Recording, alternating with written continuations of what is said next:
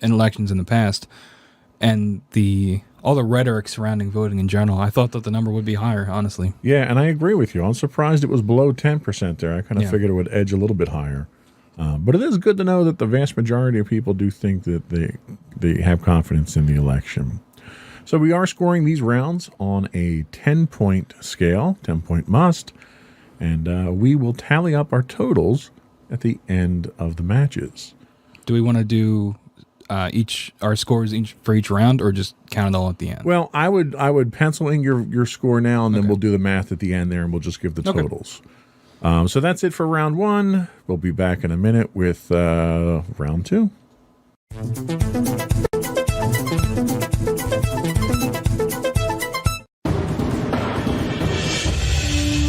For over 7 years, the Second Sith Empire has been the premier community guild in the online game Star Wars: The Old Republic.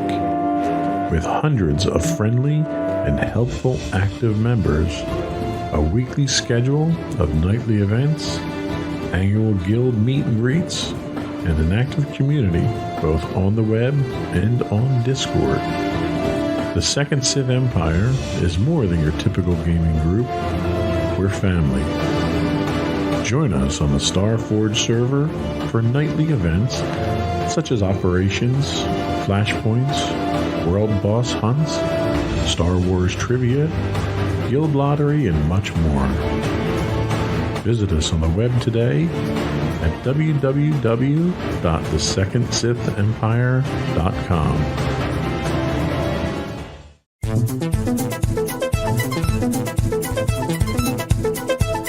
So round two, we're actually drawing our information from a survey done by Pew Research, and all of the links to the surveys will be available on our website in our show notes after the podcast. So round two, we're looking at the top reasons for voting for each candidate, and we're looking at Donald Trump. We're looking at both candidates. We're looking at both candidates, and we're looking at several different categories. So the first category we look at was leadership and performance. So Americans were asked to rate each candidate on each of these categories. And for leadership and performance, 23% cast their votes for Donald Trump, while only 19% cast their votes for Joe Biden. So the next category is his issue or policy positions. In this instance, 21% of people voted for President Trump here, and only 9% voting for Biden. So Biden definitely scoring low in that category. The next category is he's not the other guy, which seems whimsical, but given the divisive nature of politics in our country today, I think it's pretty significant. 56% of people said they would vote for Biden because he's not Trump. And only 19% said they would vote for Trump over Biden. Now, again, this is not a category that has any kind of concrete, provable evidence. It's literally just opinion of candidates. Yeah. So the next category, he is for the American people and values, the candidate's representation of American people and values. Trump scored 17% in that category, and Biden only scored 6%. So again, Biden falling in the low percentages. The next category we have is people who vote along party lines. So Republicans vote Republican, Democrats vote down the Democrat column. 16% said they would vote for Trump, 7% vote for Biden. And I think that is more a statement of party loyalty more than anything. And I also think that's kind of reflective of what we saw coming out of the primaries, where we had 20-some people as candidates that emerged on the Democrat side, where the Republicans obviously maintain a fairly single-minded race the whole time. And I think that statistic is reflective of that. Yeah. So the next category is their personality, and temperament. Biden scoring 13% here, and President Trump scoring 11%. So Biden pulling ahead with 2 extra percent. And it's interesting, given the nature of the first debate, which this survey occurred after the first debate. I'm surprised that that margin isn't greater in Biden's favor because of the amount of criticism that was lambasted against Trump for his seemingly overbearing, bullying tendencies during the debate. The next category is simply other. It was not, they had a prescription of what questions they asked people, and people who answered for voting reasons outside of those wound up in the other. And this is a statistical tie here. Biden at 13%, Trump at 12%. I think the margin of error on this poll was 4 or 5%. So statistically insignificant to the overall poll. And the final category is people that did not know or refused to answer. And again, these are pretty close. Biden with 14% and Trump with 13%.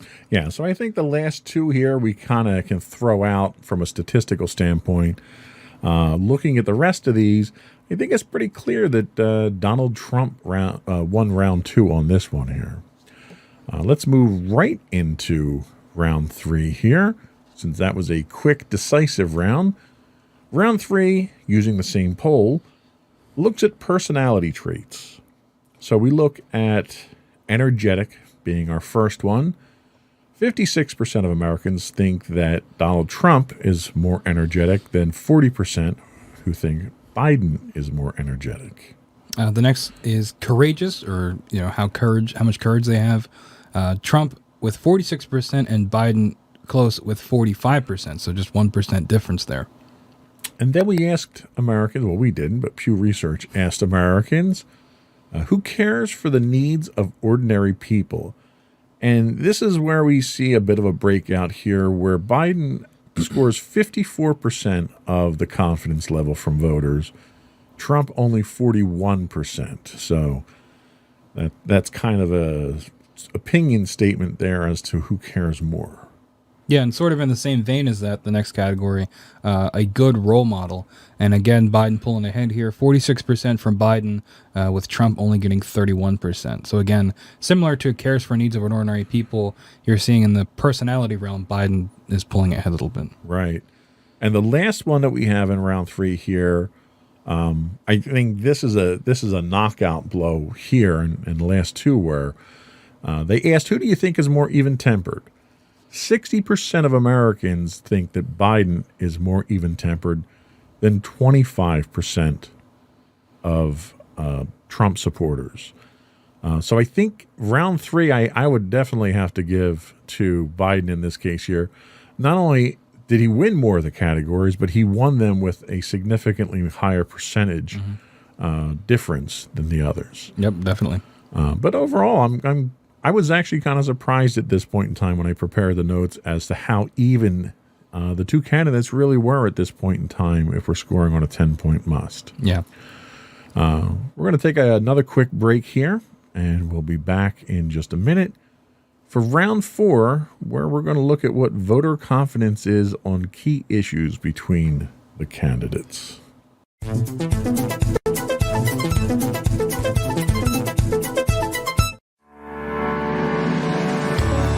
Insights into Entertainment, a podcast series taking a deeper look into entertainment and media.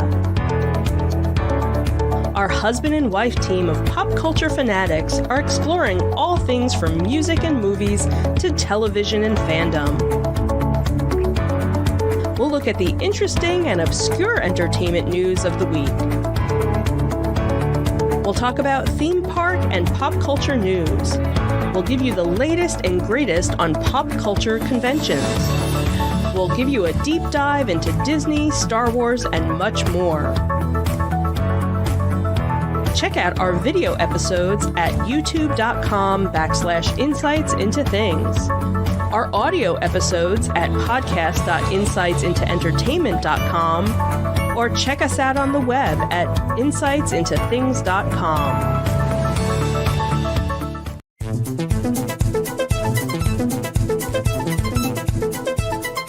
We're back with Decision 2020. Wrong camera angle. I was like, hello. Decision 2020, Trump versus Biden. We're about halfway through now. We're scoring this on a 10-point must. We did our tail of the tape. Halfway through now. We've got 2 rounds left to go. Where do you think we stand on the candidates? Well, just doing a quick, I'm not going to reveal my scores yet. We got to tease it for the end. But just doing a quick totaling of my scores, both candidates are pretty close. I think in the most recent round, in round 3, we definitely saw Biden pull ahead just in terms of his personality. And I think that's interesting because if you look at it, being president is more than just your personality. It's about policy issues, which if we look at those rounds, candidates were much closer, or it leaned to one towards, President Trump. So it's interesting to see how these votes are coming down and what people might value in a presidential candidate or a president themselves. Yeah, and I think part of that is the fact that, Donald Trump has been president for 4 years, so we have a performance that we can look at for comparison purposes. Biden has been out of office for 4 years, and when he was in office, he wasn't president. He was a vice president, he was a senator, and so forth. So I think when people look at policy decisions, they look at that kind of differently given the roles that Biden's been in the past. And I don't think he gets nearly as much attention or credit for those policy decisions. But especially from an economic standpoint, Donald Trump has very much cast himself as, well, he's casting himself as the law and order president, but he also hinges a lot of what his performance is on the economy. How do you think that's affecting the survey results?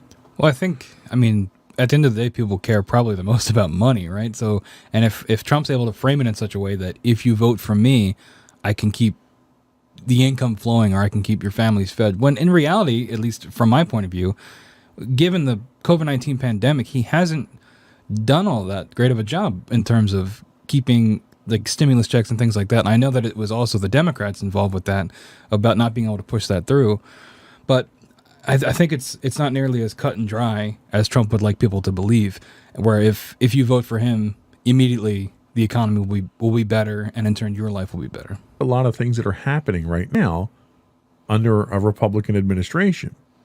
So I find it difficult to correlate that electing Biden would change things, since obviously we're still having riots in the streets now, most recently in our backyard in Philadelphia here. Yep.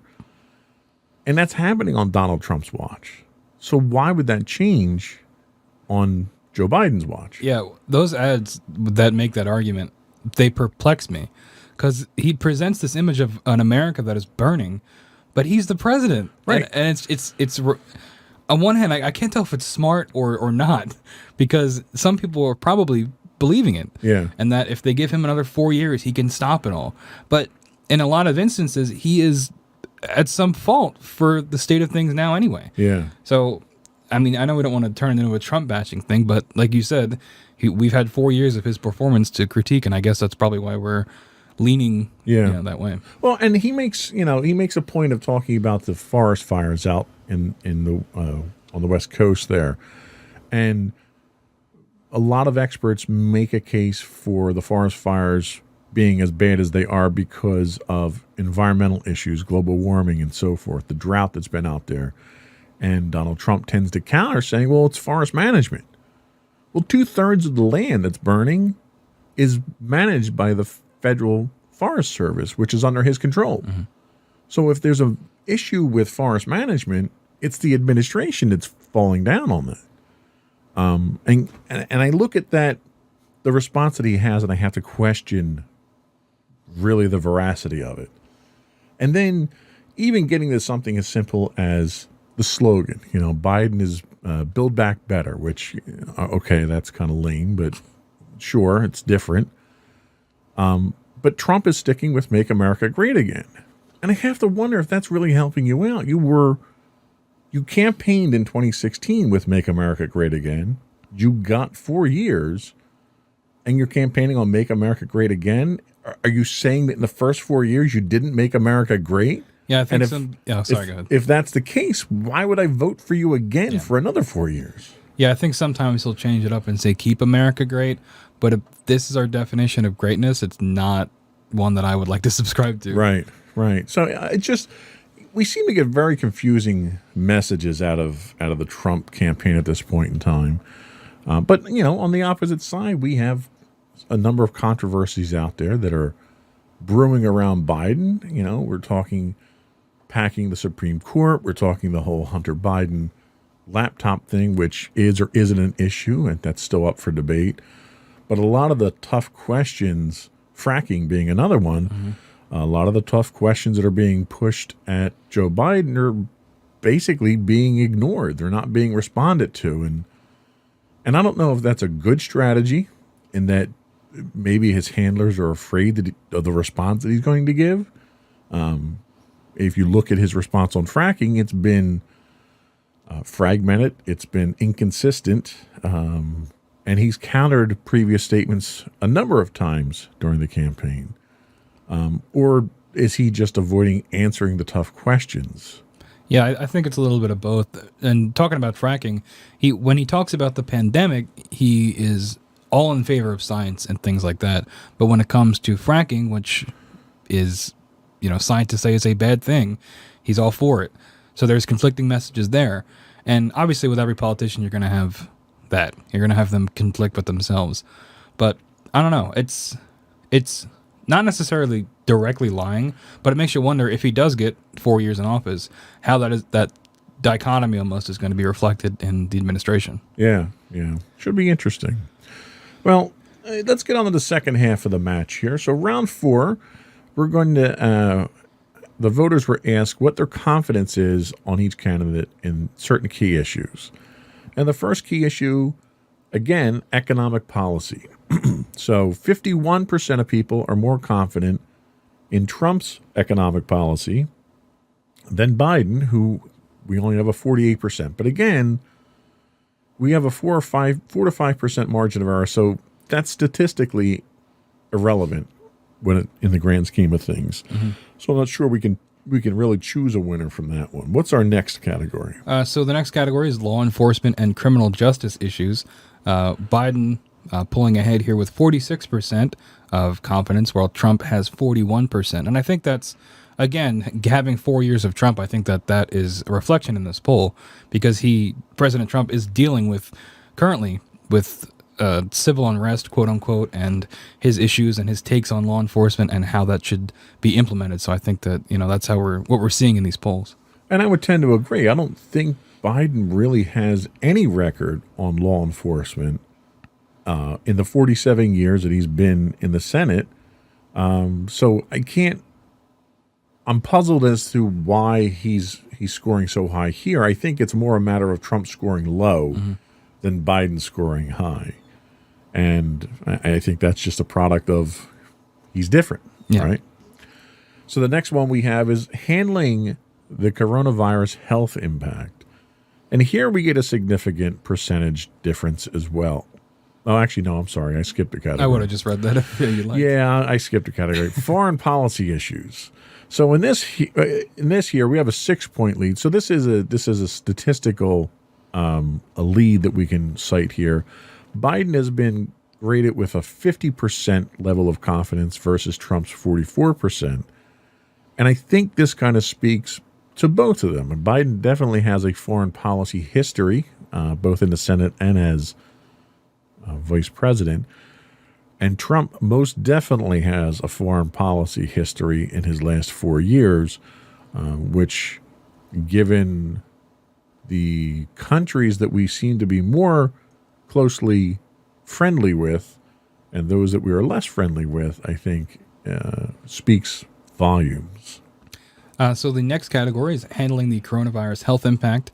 Biden wins this category, getting 52%, while Trump only has 41%. And again, we're seeing this reoccurring thing with this round specifically. But I think it's about, I'm going to repeat myself here, but Trump having 4 years and Biden giving policy promises for if he were to win the election, what his administration would look like. So I wonder if Trump falling behind in a lot of these categories is more just people wanting something different from Biden or something better on a lot of these issues. Well, I think specifically to coronavirus, this sort of came to a head in the second debate, where the performance that Trump has put up for the pandemic we're currently in is abysmal. Given the number of infections, the number of deaths, the performance in relation to other countries who have had it, the United States is last. hands down. And during the second debate, Trump tried to sort of retaliate or punch back on this when they talked about the H1N1 virus that struck during the Obama-Biden administration, and claimed that had they dealt with this virus then the same way, the death toll would have been monstrously higher. 2 million people, I think, is what he was quoted as. And when you look at the performance of the Obama and Biden administration, the death toll was insignificant compared to what we're seeing now. Yep. And I think Trump failed to make a case for a failure on Biden's part in the first pandemic, which in combination with his abysmal handling of it, and there's very few people I think that can provide a convincing argument otherwise. I think those two things combined is what's really killing the public confidence. I mean, Trump has declared that the virus is over, and we've got 1,000 people a day dying. So it's kind of hard to have any confidence in someone who has that kind of distorted version. Yeah, and on that issue, also pulling out of the World Health Organization in the middle of a pandemic, I don't know who greenlit that. I'm sure it was probably mostly President Trump pushing for that, given his opinions on funding the World Health Organization, which, if you just do a cursory amount of research, it's not quite as black and white as he's presenting it. Right. But I think things like that, whether they're for, in his mind, the right reasons or not, they send the wrong message to not only the American people, but to the rest of the world on how America is handling this. And you're seeing that with travel restrictions being put back on Americans going to other countries and cases continuing to rise every day. Yeah. Well, not only did he pull us out of the World Health Organization, he has a crusade going to repeal the Affordable Care Act, which would leave 20 million plus Americans without health care during a pandemic. Maybe the ACA maybe it needs to be recalled and needs to be reworked and something else put out. He doesn't have a plan. He hasn't put a plan forward. It's coming. Every 2 weeks it's coming.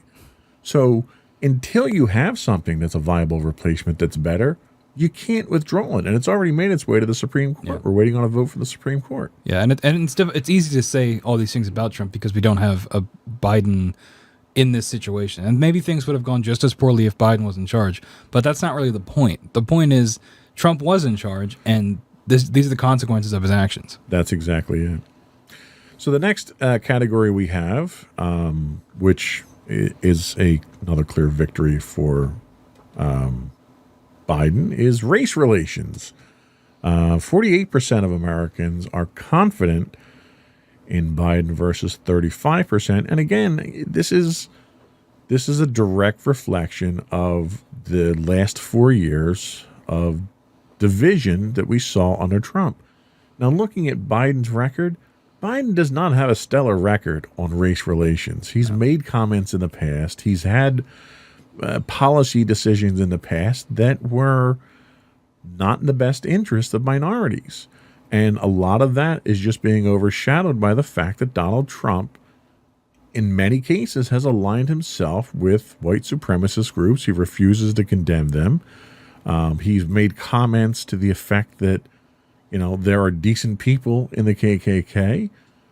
He was asked to condemn the Proud Boys on the debate stage.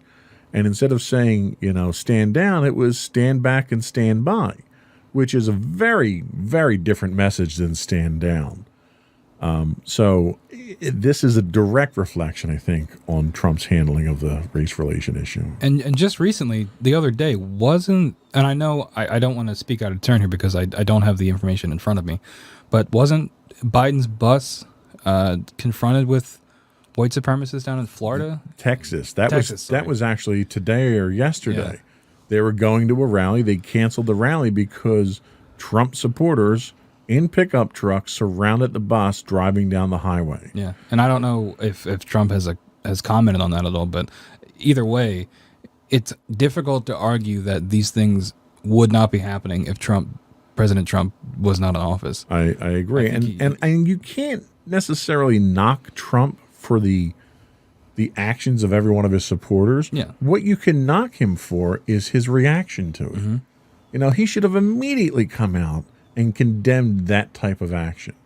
And the other thing you have to keep in mind is presidential candidates have Secret Service protection details. So you have these highly trained individuals with weapons that are being provoked by these protesters. American citizens. Yeah. And the fact that this is being allowed to happen is extraordinary during an election. Yeah. I guess speaking of all that, the final category we have here is bringing the country closer together. Obviously, we're just talking about division and things like that. Biden here getting 45% and Trump getting 31%. So again, Biden pulling ahead. So how would you rate round 4 at this point? Well, it definitely looks like Biden overall winning more categories here. But again, is it just because we have 4 years of Donald Trump and people want something different? And with things like race relations, we talk about how Biden has certain issues with it in his past. But when you compare it to Trump, it's almost apples and oranges in terms of quantity of evidence. And I think that is the reason that Biden pulls ahead in so many of these categories is the amount of evidence for each of them on these issues. Yeah, and it's funny that you say the phrase, people might just want something different, because that's exactly what swept Donald Trump into office in 2016, was the idea that it's not politics as usual. I'm different. I'm not a politician. People are tired of politicians. I'm going to drain the swamp. So he swept into office under the premise of I'm different. And now he's under real threat of being swept out for people looking for something different. And his premise was, well, you've had 50 years of politics as usual. I'm different. We've had 4 years of Trump, and Americans seem to want something different now. So I'm not really sure where that statement actually leads the country. Yeah, and I think that happens anytime you have the incumbent president going against the other candidate from the other party. It's always, well, I didn't like what they did, so I'm going to vote for somebody different. Whereas if you have a president that is overall liked in their first term, they're more likely to get reelected because people want more of the same. And we're not seeing that here, I don't think. Well, and the one thing I think that's very different about this race than I think I've ever seen in the history of politics is you look at the national conventions for each party. And the Democratic National Convention quite literally had more respectable Republicans speaking in favor of Biden than Donald Trump had in total speaking at the Republican National Convention. When more Republicans show up for the Democratic National Convention, I think you're seeing a divide in a party where that party has been very consciously trying to cover up that divide at this point. And the race that we're looking at here is not really just a race for the president. It's a race for the Senate and the House. Right now, the Republicans control a majority there. So anything that the Democrats try to do is being thwarted. And there's a real threat right now because of how the country's been in the last 4 years under a Republican president, that not only do you see the executive office switch, you may see enough seats in the Senate switch that you could have a Democratic president and a Democratic-controlled Congress that will dominate for the next at least 2 years until the midterms. So that could have a significant impact on the future of this country. Yeah, and we're not even taking into account the Supreme Court, too. Having majority Republican judges is also going to affect how others... Well, and let's not call them Republican judges. That's kind of unfair because, they are impartial, but they've been Republican-appointed judges. Yeah, sorry, that's closer to what I meant. But those appointing judges are also going to affect how a lot of decisions will go. Yeah, whether you're a Trump supporter or not, the fact that he's had the opportunity to appoint 3 justices to the Supreme Court, when in 4 years he's gone through more members of his administration than any other administration before, which to me, if I look at it from a hiring manager standpoint, if you go through that many people in that short a period of time, you're probably a terrible judge of character when it comes to hiring people. Yeah. And based on that revolving door policy on his administration, he's got 3 people appointed to the highest court in the land for life terms. that will have far-reaching impacts on the future of this country than anything. Yep. And that's kind of alarming, even if you aren't a Democrat. I think it's alarming that any single individual has that much of an influence over the Supreme Court. So that was it for round 4. We have one more round, which I think is probably the biggest round that we have, and it's a single question round. And I think this will tip our contest one way or the other, because I think we're, tell me if I'm wrong, but I think we're pretty evenly matched right now. Mm-hmm. Yeah, definitely. I mean, you have a couple instances of Biden pulling ahead, but then you also have Trump doing better in the other rounds as well. So I'd say it is pretty back and forth. I agree. So we'll take a quick break and we'll come back for round 5 and then our analysis.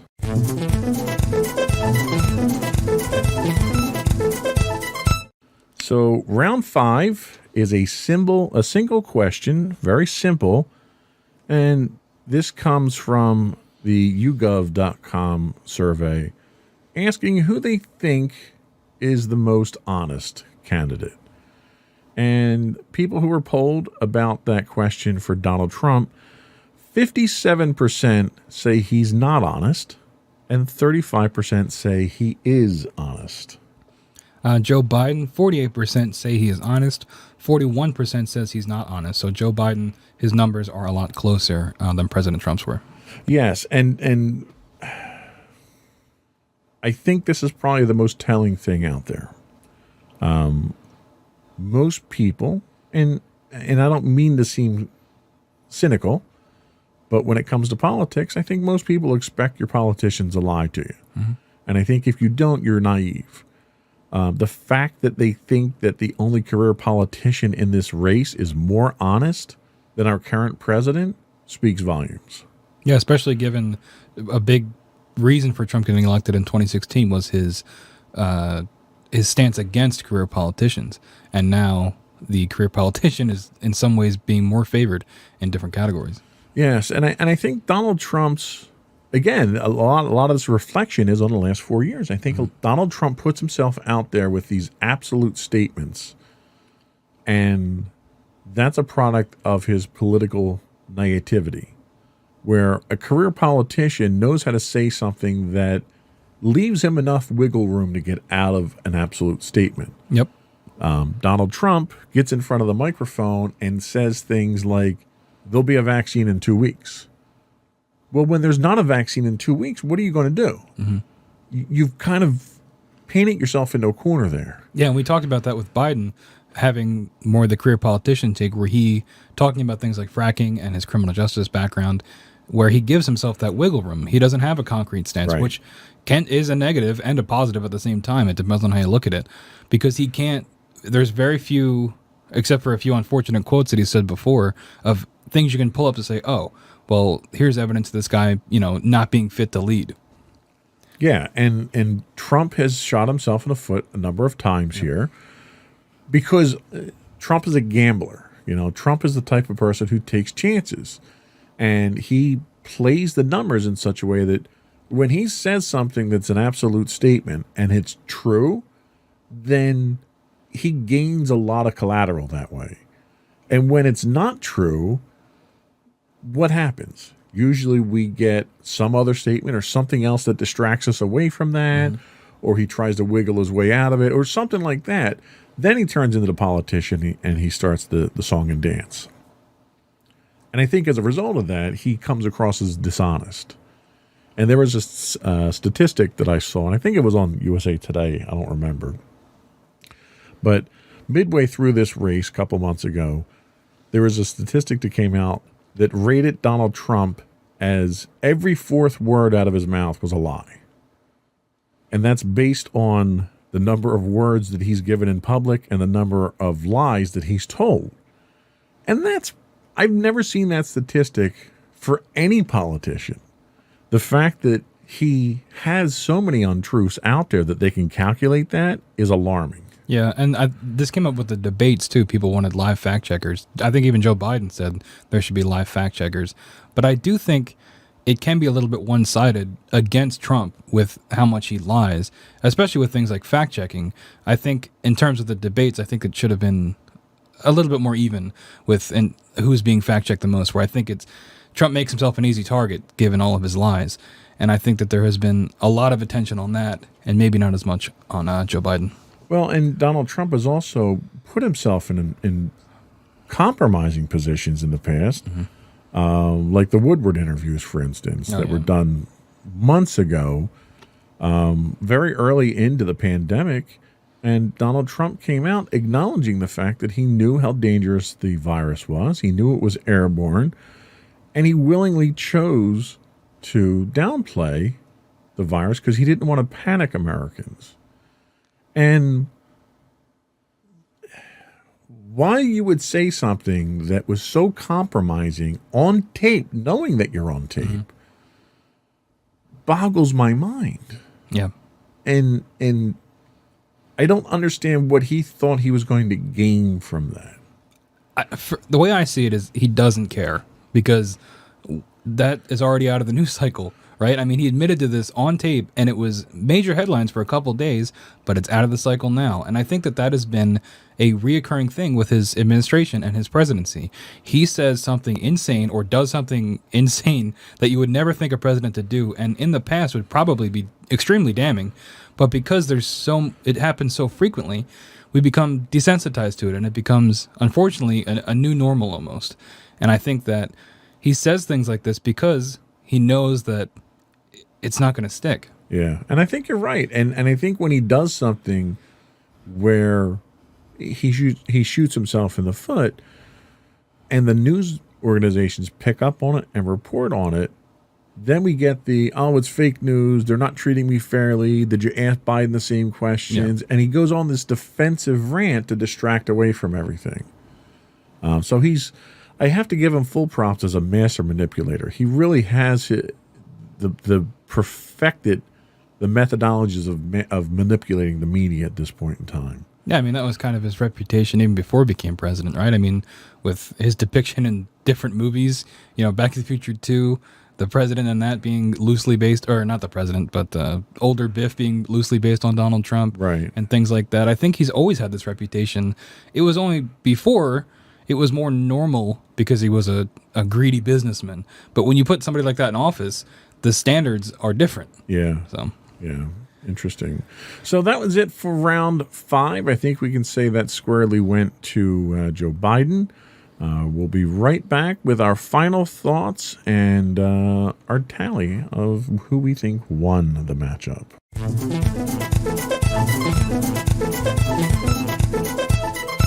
So, in tallying up my numbers here, I'm showing Biden with 49 points and Trump with 45. What do you show? I had Biden with 49 and Trump with 41 points. Okay, well, you were much harder on Trump than I was. Well, I was harder on Trump in rounds 3 and 4, only because he scored so much. Those are the categories where he got destroyed by Joe Biden in terms of the percentage differences. So I thought that warranted lower scores for him. Fair enough. I think either way, we both agree that based on these polls from Americans out there from 2 different polling organizations, that Biden was the clear winner. What are your thoughts moving forward? Let me ask you a couple of questions that I think a lot of Americans have on their mind right now and get your reaction. One, how do you think November 3rd is going to play out? Do you think we're going to have a winner, or do you think it's going to take some time to count the votes? I think it's going to take a couple days afterwards, just because of the influx of mail-in ballots, especially with the pandemic. And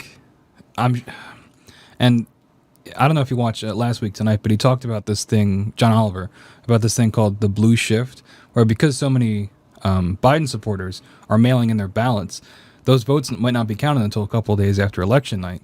Whereas if a lot of people that support Trump vote in person, that might show him pulling ahead, which he could then capitalize on to declare a victory. And I think that's a scary prospect. And I think the official tally will probably be a couple days later due to the mail-in votes. So let's say a week, 2 weeks into this, we have decisive numbers that come back after everything's counted up. And let's say, hypothetically, Donald Trump loses the election in the Electoral College. Do you think we'll see a peaceful transition of power, or how do you see that going down? I don't really know, honestly. I mean, obviously he says all these things like, I'm not a good loser. I will, he's spoken to the idea that he might try to resist the peaceful transition. But I don't know how much of that is true. I wonder if he's just saying that to frighten people or to appear stronger to his supporters. But honestly, I have no idea. I have no idea how things are going to go if he does end up losing the Electoral College, if he does. I don't know, unfortunately. Well, let me ask you the same question. If Biden loses, what do you think is going to happen? How do you think the country is going to react? I think his supporters are going to be disappointed. I know I would personally be disappointed by it. But I do think that Trump would probably run with it and maybe use it as fuel to extend, his power even more because he won again. Right. And that for him would be a confirmation that he's doing the things the right way. So it probably will just lead to more of what we have now. Now, can I ask you, have you voted? Yeah. And you did mail-in voting, or you did in person? Yeah, no, I mailed back in whenever I got it, which was like October. Now, let me ask you a question, and this is a question that I ask a lot of people when it comes to politics. Putting all the other issues aside, everything we talked about here, the one thing I ask people when they look to vote is, are you better off today than you were 4 years ago? Me personally, I would say no, but I realize that I'm in a privileged position, and there are a lot of people less fortunate than me that are in much worse positions, and I do take that in consideration when I vote. I'd say the biggest thing that the Trump presidency has affected me is the coronavirus pandemic, and it limiting my options in my life in terms of social options and things for school, having to do school remotely. But like I said, other people have been affected in much worse ways from the presidency. Should we see a change in administration here and Joe Biden come into power, do you think the coronavirus will be dealt with better? Do you think we'll see a more involved government in addressing of it? I do. I at least I hope so. I hope that funds will be better allocated. I think that if the leader of the country admits that there is a problem and is working towards it, I think that will help at least some people in the country take it more seriously as well.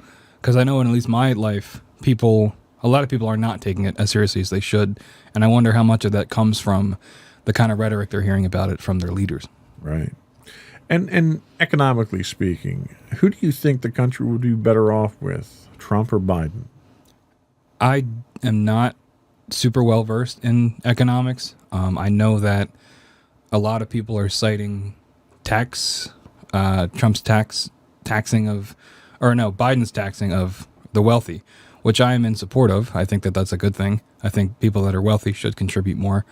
But like I said, I'm not familiar as much as I should be with the economics. Is there any outstanding issue that you think sticks out more than anything else that we've discussed that would decide who do you think should be president? I know that before I said that it's not all about personality when you're picking a candidate, but for me, I just don't see voting for Trump as the moral right thing to do. And that's the biggest thing for me. I don't support Biden on a lot of issues. I don't agree with him on a lot of issues, but I just don't think Trump is a good man. And maybe Biden isn't either, but I think there's something about Trump that for me, he's just not the right person to be in office or to be in power. Fair enough. That was all I had. Did you have anything else that you want to get into? Nope. All right. I think that's it for today. I think our next podcast will be very interesting depending on how this election goes. I assume by the time we go on the air again, that decision will have been made by the country. And we'll see what direction we go. And it might even decide what we talk about on the next podcast. Yeah, I guess so. That was all we had. Thank you for watching today. Before we go, I would invite folks to subscribe to us. You can get video versions of our podcast if you look for Insights into Things. You can get audio versions if you look for Insights into Tomorrow. We're available on Apple Podcasts, Spotify, Google, Stitcher, iHeartRadio, TuneIn, and Amazon. We would also invite folks to reach out to us and give us your feedback. You can email us at comments@insightsintothings. We're on Twitter at Insights Into Things. We are on Instagram at Insights Into Things. Facebook, you can catch us at facebook.com/Insights Into Things podcast. Or you can get links to all of our social media contacts, as well as transcripts and show notes on our website at www.insightsintothings.com. And I think that's it. Another one in the books. Bye.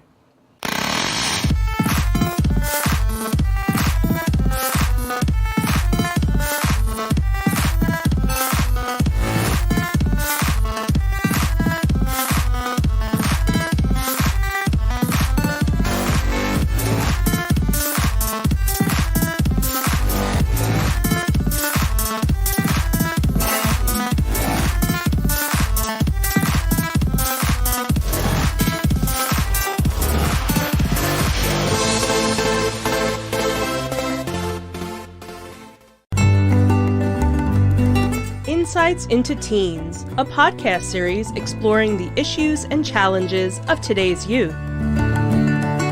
Talking to real teens about real teen problems. Explore issues from braces to puberty, social anxiety to financial responsibility. Each week, we talk about the topics concerning today's youth. We look at how the issues affect teens, how to cope with these issues, and how parents, friends, and loved ones can help teens handle these challenges. Check out our video episodes on youtube.com/insightsintothings. Catch our audio versions on podcast.insightsintoteens.com or on the web at insightsintothings.com.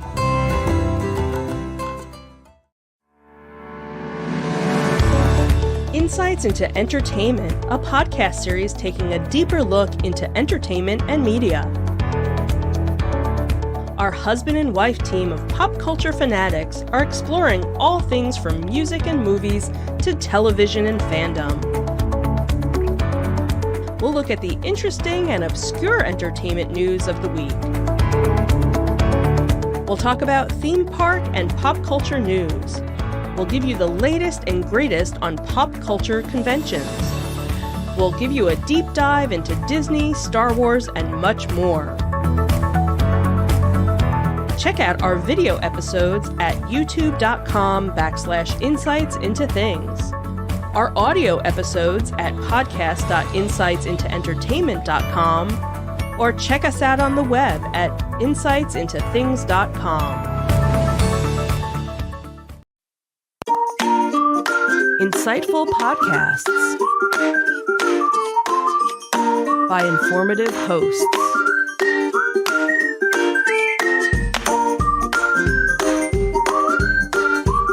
Insights into Things, a podcast network.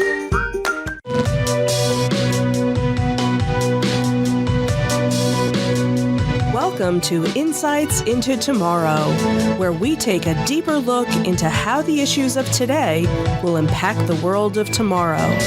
From politics and world news to media and technology, we discuss how today's headlines are becoming tomorrow's reality.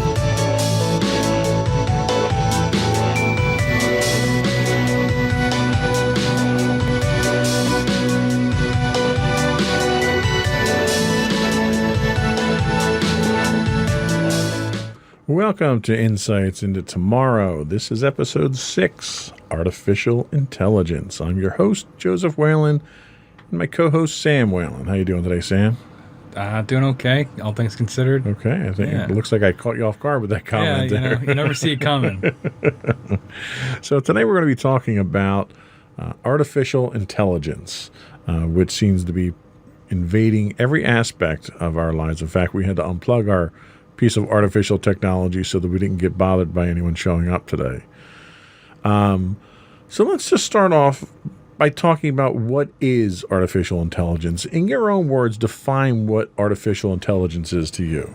I guess if I had to put it into my own words, it'd probably be humanity's ability to create programs that can think for themselves well, maybe not think for themselves, because I don't mean entirely, what's the word? Self-aware. But programs that can function on their own, whether that be completing a task over and over again or something more advanced like memory, storing memory, things like that. Okay, and I think that's certainly a valid definition. I think there's several definitions, really, and we'll talk about those. But the clinical definition from the research that I did is that artificial intelligence is the simulation of human intelligence in machines. And it used to be confined to science fiction, but in recent decades, it's broken into the real world. It's becoming one of the most important technologies in our time, and really, it's in everything. So in addition to being the brains behind facial recognition, AI is helping to solve critical problems in transportation, retail, healthcare. It's spotting breast cancer missed by human eyes. On the internet, it's used for everything from speech recognition to spam filtering. Movie studios even plan to start using AI to analyze potential movies to choose which ones to put into development. So it's really, depending on your aspect of it, it's really a matter of replacing human thinking, it seems like, in many cases. So what we're going to do is we're going to talk about, there's 4 basic classifications of artificial intelligence, 2 of which that have already been realized with current technology, 2 of which have not and potentially could go in different directions. Then we'll look at the pros and cons of today's artificial intelligence. And we'll look at intelligence in the future, which is, one of the things that we always do. And we'll look at the good, the bad, and the ugly of where artificial intelligence could go, because there's some very well-known critics of artificial intelligence who are its detractors. So let's get started. We'll talk about our 4 types of artificial intelligence first.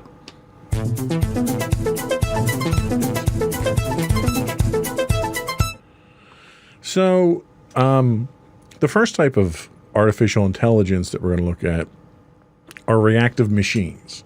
So these are the most basic types of AI systems, and they are purely reactive. They don't have the ability to form memories. They don't have the ability to recognize past experiences. And probably the biggest example of this is IBM's Deep Blue. Are you familiar with Deep Blue? No, I believe in the notes. Is that the chess machine? That's correct. Okay. Yeah. No, I'm not. I mean, I've heard of different programs. Going up against chess players, but not that one specifically. So Deep Blue was a whole computer system that IBM had built with the sole purpose. It was a supercomputer with the sole purpose of playing chess better than humans. I don't know if have you ever played computer chess on the PC or anything? No, I had a chessboard that played against you. Like, it told you where to move the pieces. Right. But I'm so bad at chess, it didn't really need to try that hard. So. Well, and that, I guess that's my point. I'm the same way. I know how the pieces move, and I know some basic strategy, but I'm terrible at it. Mm-hmm. So it didn't take much for a basic computer game to beat me at chess. So IBM built this entire supercomputer to play who was at the time the world champion, Garry Kasparov, back in the late 90s. And it was simplistic in its ability, but it was sophisticated in its achievement. So Deep Blue could identify the pieces on the chessboard and know how each moves. Okay, so he's reached my level of intelligence at that point. So I can identify them and move them. Deep Blue can make predictions about what moves might be next for it and its opponents. And this is where really its intelligence could go. So, for instance, it could analyze the board and it could compute every possible permutation of a move that could be done at that time, which is pretty impressive. Yeah. And then it could decide what the best move is and basically play an entire game out on a single move. It can choose the most optimal moves, but it doesn't have the concept of the past. Like, it can't learn from its mistakes. It doesn't have any memory of what happened before. So it's here now in the moment. And that's really where its restrictions were. It could analyze the current situation. Whereas another example would be Google's AlphaGo, where it played another strategy game called Go, which is a Chinese game. And Go is the Chinese equivalent of chess, but it's a territorial-based game. So there's a lot of strategy. There's a lot of forethought that goes into it.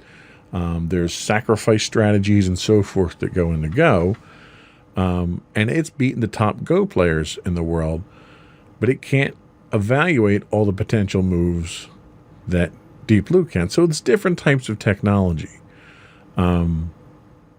Its analysis method was more sophisticated because it used neural networks, which is exactly what humans have for brains, where we can form connections in our brains through a neural network. But it doesn't have the ability to retain or learn or anything like that. So that's sort of the limitation that we have with reactive machines, and they're still in use today, but this was sort of the infancy of artificial intelligence. Are there any applications that you could think of from a practical standpoint that we could use a machine like that today? Maybe not practical, but I guess for competitive play. If because I know IBM also made Watson for Jeopardy, Right. and that did pretty well. I don't remember one against Ken Jennings and the third player, but I know it did very well with that kind of technology. And I imagine it's probably, something similar where they analyze, because Jeopardy repeats questions, so they probably analyzed all the questions, put it into its memory banks or its data banks, and then allowed it to get strategies from that. So I could definitely see for competitive play like that, and also it could probably be used to analyze trends in these games. So like how the best humans in the world, how they win, and then maybe learn from that information. But I might just be blanking, but I can't think of any more practical than that. And I think that's sort of the challenge that artificial intelligence had in those early days, was that you couldn't make money off of it. Yeah. Like, there wasn't something where you could build this machine, stick it in industry, and have it produce something. So a lot of it was confined to college studies. The next type of machine, type 2 class, are machines with limited memory. So they can look into the past. And for this, we look at self-driving cars.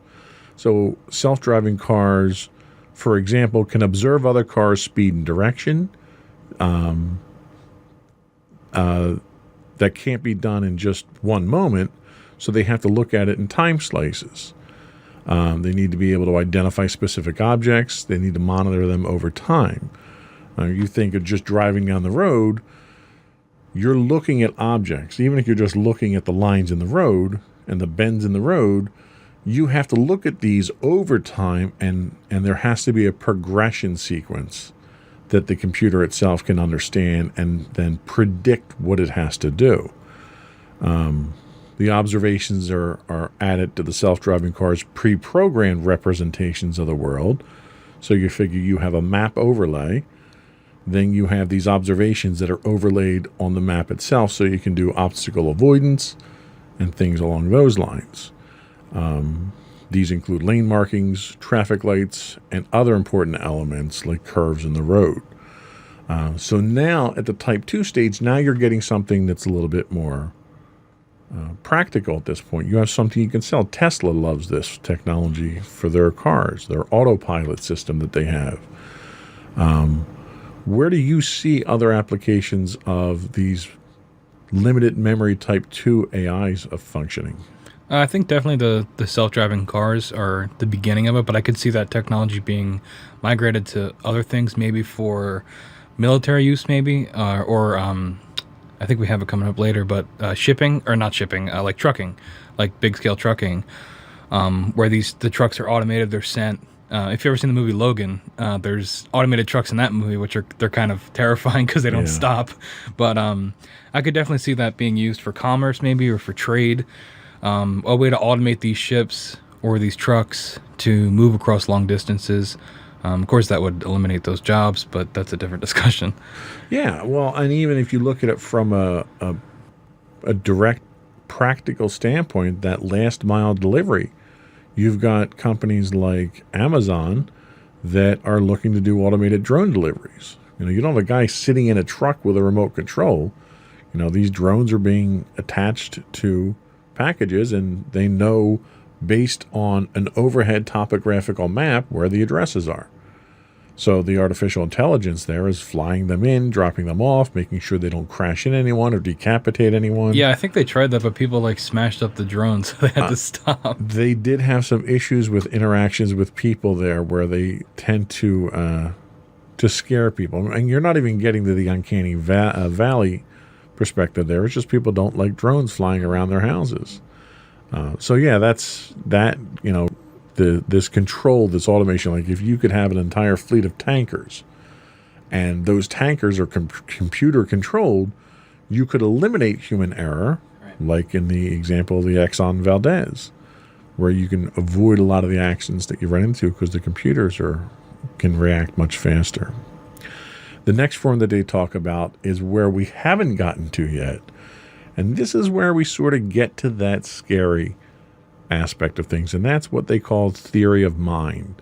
So machines in the next more advanced class not only form representations about the world, but also about other gadgets and entities in the world.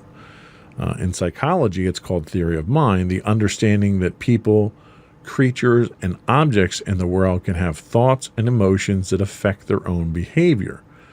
Without understanding each other's motives and intentions, and without taking into account what somebody else knows, either more about me or the environment, working together is at best difficult. So, from a theory of mind standpoint, we're talking about direct interaction with robots in this case. And the example that I could think of here is a manufacturing situation. You're building cars. We've got robots in auto plants now, but those robots are single-purpose robots, right? So they pick something up and they flip it and they put it down, and that's all they do. Well, this next level here is more like if we think of Iron Man, and how Iron Man, when he's building his suit, he's interacting with the robots around him. And when the robot does something wrong, he yells at the robot, and the robot exhibits some sadness as a result. So you're talking about the first level of really intelligent machines here, where the machines can interact with you. And you kind of get this with your personal assistants now. Your Amazons, your Googles. I even say Siri, but Siri is literally the absolute worst personal assistant out there. But they are able to react to you. They're able to know environmentally, depending on what aspects of technology you have in your home. Amazon knows that I walk in the door. I unlock my door. I turn my lights on. It knows I'm here. That can trigger a reaction of telling me what the weather is, or starting dinner, or turning my air conditioner on, or something like that. So you're getting to the point where they're sensing the environment, they're interacting with you as an individual, and then they're doing something. Where do you think something like that would go, and what would be a marketable use for that? Well, I think it basically they're like personal servants, right? At that point, they just aren't aware that they are, right? Because their only purpose, it became like a joke. But there's a part in I don't know if you ever watched Rick and Morty, but there's a part where the scientist guy creates a robot that is only made to give him butter for his toast, and the robot goes, "What is my purpose?" And he goes, "You pass me butter." And he goes, "Dear God," because he realizes that that's his only purpose in life. So, it's that step before self-awareness, which is the next Right. step we'll talk about. But it's that purely subservient, purely utility function, right? And I think, like you said, a great example is all the personal assistants that we have. And I'm not sure how much of them are recognizing you, but maybe just recognizing inputs through voice commands. Yes, It's like you have to yes. say, so-and-so turn on the lights. It doesn't or I could be wrong, but it doesn't see your face through a camera, recognize you, and then No, those but things. for instance, your Amazon devices can recognize your voice. Yeah, So- well, Google does too, yeah. When I say, hey, email so-and-so, they don't say, well, who's emailing from? Yeah. If somebody else comes in, if it recognizes Michelle's voice and Michelle says, hey, email Joe, the email comes from Michelle, so it knows. So there is some very basic cognizance of who it's interacting with at that point. Yeah. Yeah, I agree with you 100% there that it's a limited version, but it's definitely there. Yeah, and I could definitely see that being improved upon. Well, I guess it depends on how you look at it, but upgraded to be more intuitive, where maybe they do have some kind of a little bit more autonomy, with how they can function and how they can control different appliances and things like that in the future. And I go back to Tony Stark and Jarvis. Yeah, You yeah. know, that type of thing is sort of the direction that they're going with these personal assistants here. And then the fourth and final one they talk about is probably the most controversial, I'd say, and that's self-awareness. The final step of AI development is to build systems that can form representations about themselves. Consciousness is also called self-awareness for a reason. I want that item is a very different statement than I know I want that item. Conscious beings are aware of themselves, know about their internal states, and are able to predict feelings of others. We assume someone honking behind us in traffic is angry or impatient because that's how we would feel when we honk at others. Without theory of mind, which is the natural progression to this, we couldn't make those sorts of inferences. So, where does self-awareness take us? Let me ask you that. I mean, I personally think that that's where they get a little bit more scary, because then it becomes, the obvious answer is the difference between us and a self-aware AI, or we have blood and bones and things like that. But on a thought level, if we function the same way, our brains are essentially really, really complex computers, right? So if we're able to create an AI that can function like that and can think and can store memories and anticipate emotion and on some level empathize even, if it can recognize the person behind me honking is angry, they're able to put themselves in that person's shoes. And I think that shows a higher level of intelligence that's equal to humans. It's certainly above animals, I think. So let me expound on that example real quick. So when someone's honking behind you, do you feel empathy towards them? no, I just figure I did something wrong probably. That's how I see it. I don't get mad at them. And that's one way to do it. Now, when I get someone honking behind me, it annoys me. Yeah. So do I really want this artificial intelligence controlling a 2,000-pound projectile to get angry because somebody's honking at it? Well, that's the thing, right? It's like if we're trying to replicate, or maybe we're not intentionally doing this, but if we're trying to duplicate the human thought process, humans are clearly not perfect beings. No. Right? And we're prone to our baser desires. So I think that is something that could be, recognized too. And especially if AI doesn't have that, what humans have, like a conscience telling you, a sense of morals, a sense of what is right and wrong, the threat of the consequences of your actions, it might not have anything to stop it from, acting on those impulses right away, It's funny you mentioned that. I can't help but think of, Roman mythology. We as humans think that we're made in God's image. And when you look at Roman mythology, you had these gods that were cruel, they were sadistic at times, they were compassionate at times, but they were power incarnate, and everything that bad happened because they were angry or we did something wrong. And we were really reflecting our own nature on them to try to explain things. Yeah, and even if you think about it, it's almost like emotion based, right? You have the god of war, Right. who is Mars, right? And then that he's typically portrayed as, angry and primal, and then you have, goddesses of love who are lustful and things like that, and you have like not Zeus, Jupiter, who is very prideful. So it's almost, like you said, a direct reflection of each of these emotions being represented. Right. Yeah. And the scary thing that we created the gods, from our own needs, and we're creating the AIs. Yeah. So there's a very good chance that we're going to have these AIs reflect the same flaws that we do and the same virtues that we do, hopefully. Yeah. But it's the flaws that scare me. Yeah. If I program my AI to react emotionally to somebody honking its horn, and that reaction is the same one that I have enough self-restraint to know that I can't pull my car over and go beat this guy up. Whereas the car might get angry and cut him off. Yep. That's where it gets kind of scary there when you're self-aware. Yeah. And then if this is a hypothetical, but like if the AI has access to information on that person, they look up their license plate number, they find their address, who knows? The old car movie Christine, it's going to try and get you, So I wanted to, before we moved on with the pros and cons and everything, I thought it was worthwhile to kind of lay out the groundwork on what we're talking about with artificial intelligence. So let's take a quick break, and we'll come back and we'll look at the pros and cons of today's artificial intelligence.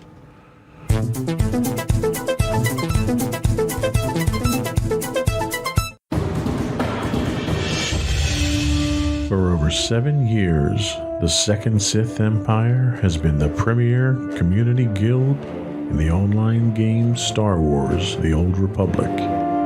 With hundreds of friendly and helpful active members, a weekly schedule of nightly events, annual guild meet and greets, and an active community both on the web and on Discord. The Second Sith Empire is more than your typical gaming group. We're family. Join us on the Starforge server for nightly events such as operations, flashpoints, world boss hunts, Star Wars trivia, guild lottery, and much more. Visit us on the web today at www.thesecondsithempire.com.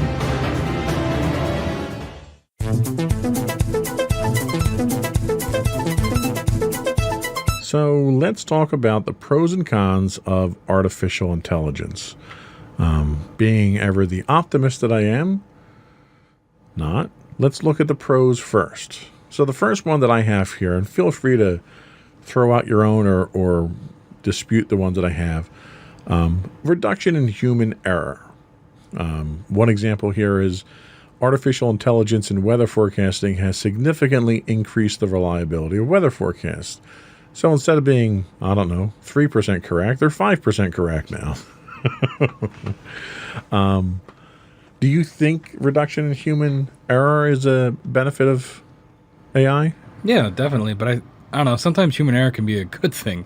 Sometimes new ideas are born out of that, or So there are two sides to it. But definitely human error when it comes to things like air traffic control, maybe, where there's lives at stake. I think those are definitely areas where human error, if it could be reduced to zero, would be ideal. Sure, yeah, and air traffic control is a great example because that's a very high stress. Yeah. It takes a great toll on air traffic controllers. That was something else I was going to bring up too, which is kind of with this, is the human cost of doing a lot of jobs, where if your people are overworked or underpaid, replacing them with an AI who wouldn't care, or you wouldn't have to worry about their civil liberties as much, I guess, could be, a better replacement than abusing a workforce. Sure.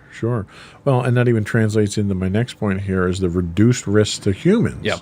The example here is AI robots could be used to clean up nuclear and chemical waste in Chernobyl and Fukushima, where you don't have to expose humans to that sort of thing. They're also available 24/7. So again, we look at workers' rights here, and we're assuming we're not applying them to AI entities. So you can make your machines work 24/7 until they gain self-awareness. I was going to say, that's how you get a robot uprising. Right, until they gain self-awareness and unionize. Digital assistants, so AI-powered customer service centers can provide fast, efficient service on a consistent basis. Have you ever experienced an AI customer service center? Well, especially now with the coronavirus, most call centers are not fully staffed. I had to call, I think I ordered food from somewhere the other day, and I had to call, and I went through like 3 different robots. None of them helped me. So maybe this is a pro in the future, but I don't think it's a pro right now. Okay, so and I would agree that, I called, I think I had to call the cable company for work to get a problem taken care of. And what took me 15 minutes to get to a person, I probably would have had the problem solved in that time. Yep. Okay, so I'll buy that. How about decision making? AI are capable of analyzing input from a wide variety of sensors and making quick, decisive choices that can mean life and death in things such as manufacturing and driving cars. Do you think that's a benefit? Yeah, I think it can be. Unless you end up with something like the train dilemma, where you have to put one life above like 20. And I think the AI would obviously choose the one life, but I don't know how well that would sell to whoever's behind the. Well, the other 20 wouldn't like that. I can tell you that. Yeah. You know what I meant. I meant save the 20, sacrifice the one. But I don't know how well that would go over in the press or things like that. Because there was a long time ago, there was that self-driving car that crashed and killed somebody, right? Yeah. And people were like lost their minds over it. And that was one, and I think it was an accident. I think it was on the fault of the person that got hit. I could be wrong, but I think that they were crossing when they weren't supposed to or something. But still, people, I think, already are so wary of this kind of technology, and I think the second that any of those decisions, if they make, 1,000 right ones, but one wrong one, I think the backlash would be bad. Well, it's funny you mentioned that. There was a news article last week, and it was somewhere, I don't remember exactly where, but it was pretty sure it was Eastern Europe, where this guy was driving in his Tesla Model 3 down the highway doing 60, 70 miles an hour, had autopilot turned on, was in the passing lane, and there was a panel van that had flipped over and was in his lane. And the artificial intelligence saw it, but because it was in an environment where it was traveling at such a speed, sensors didn't pick up the obstacle because the obstacle was stationary and he's moving so fast. It didn't pick up the obstacle fast enough to brake in time. It tried to brake, but it wasn't trying to avoid it. It was trying to brake to stop and slammed right into this truck. And that's because there wasn't supposed to be an obstacle. So its ability to predict an unexpected thing like that was compromised by the fact that its sensors didn't reach out far enough to know that it was there. The guy saw it. The guy knew it was there. And you could actually see the smoke from the tires as it tried to brake, but it still slammed right into it. That's so scary. There's no, manual override for that? If you hit the brake in a Tesla, does it just not work? I think it's one of these things where the guy thought he had enough faith in the system. No way. I would never. And I would never let a self-driving car self-drive me either. Oh, yeah, no. I don't. The safest hands are still our own. So how about enhanced human functions? Advanced AI is capable of detecting breast cancer, which we mentioned earlier.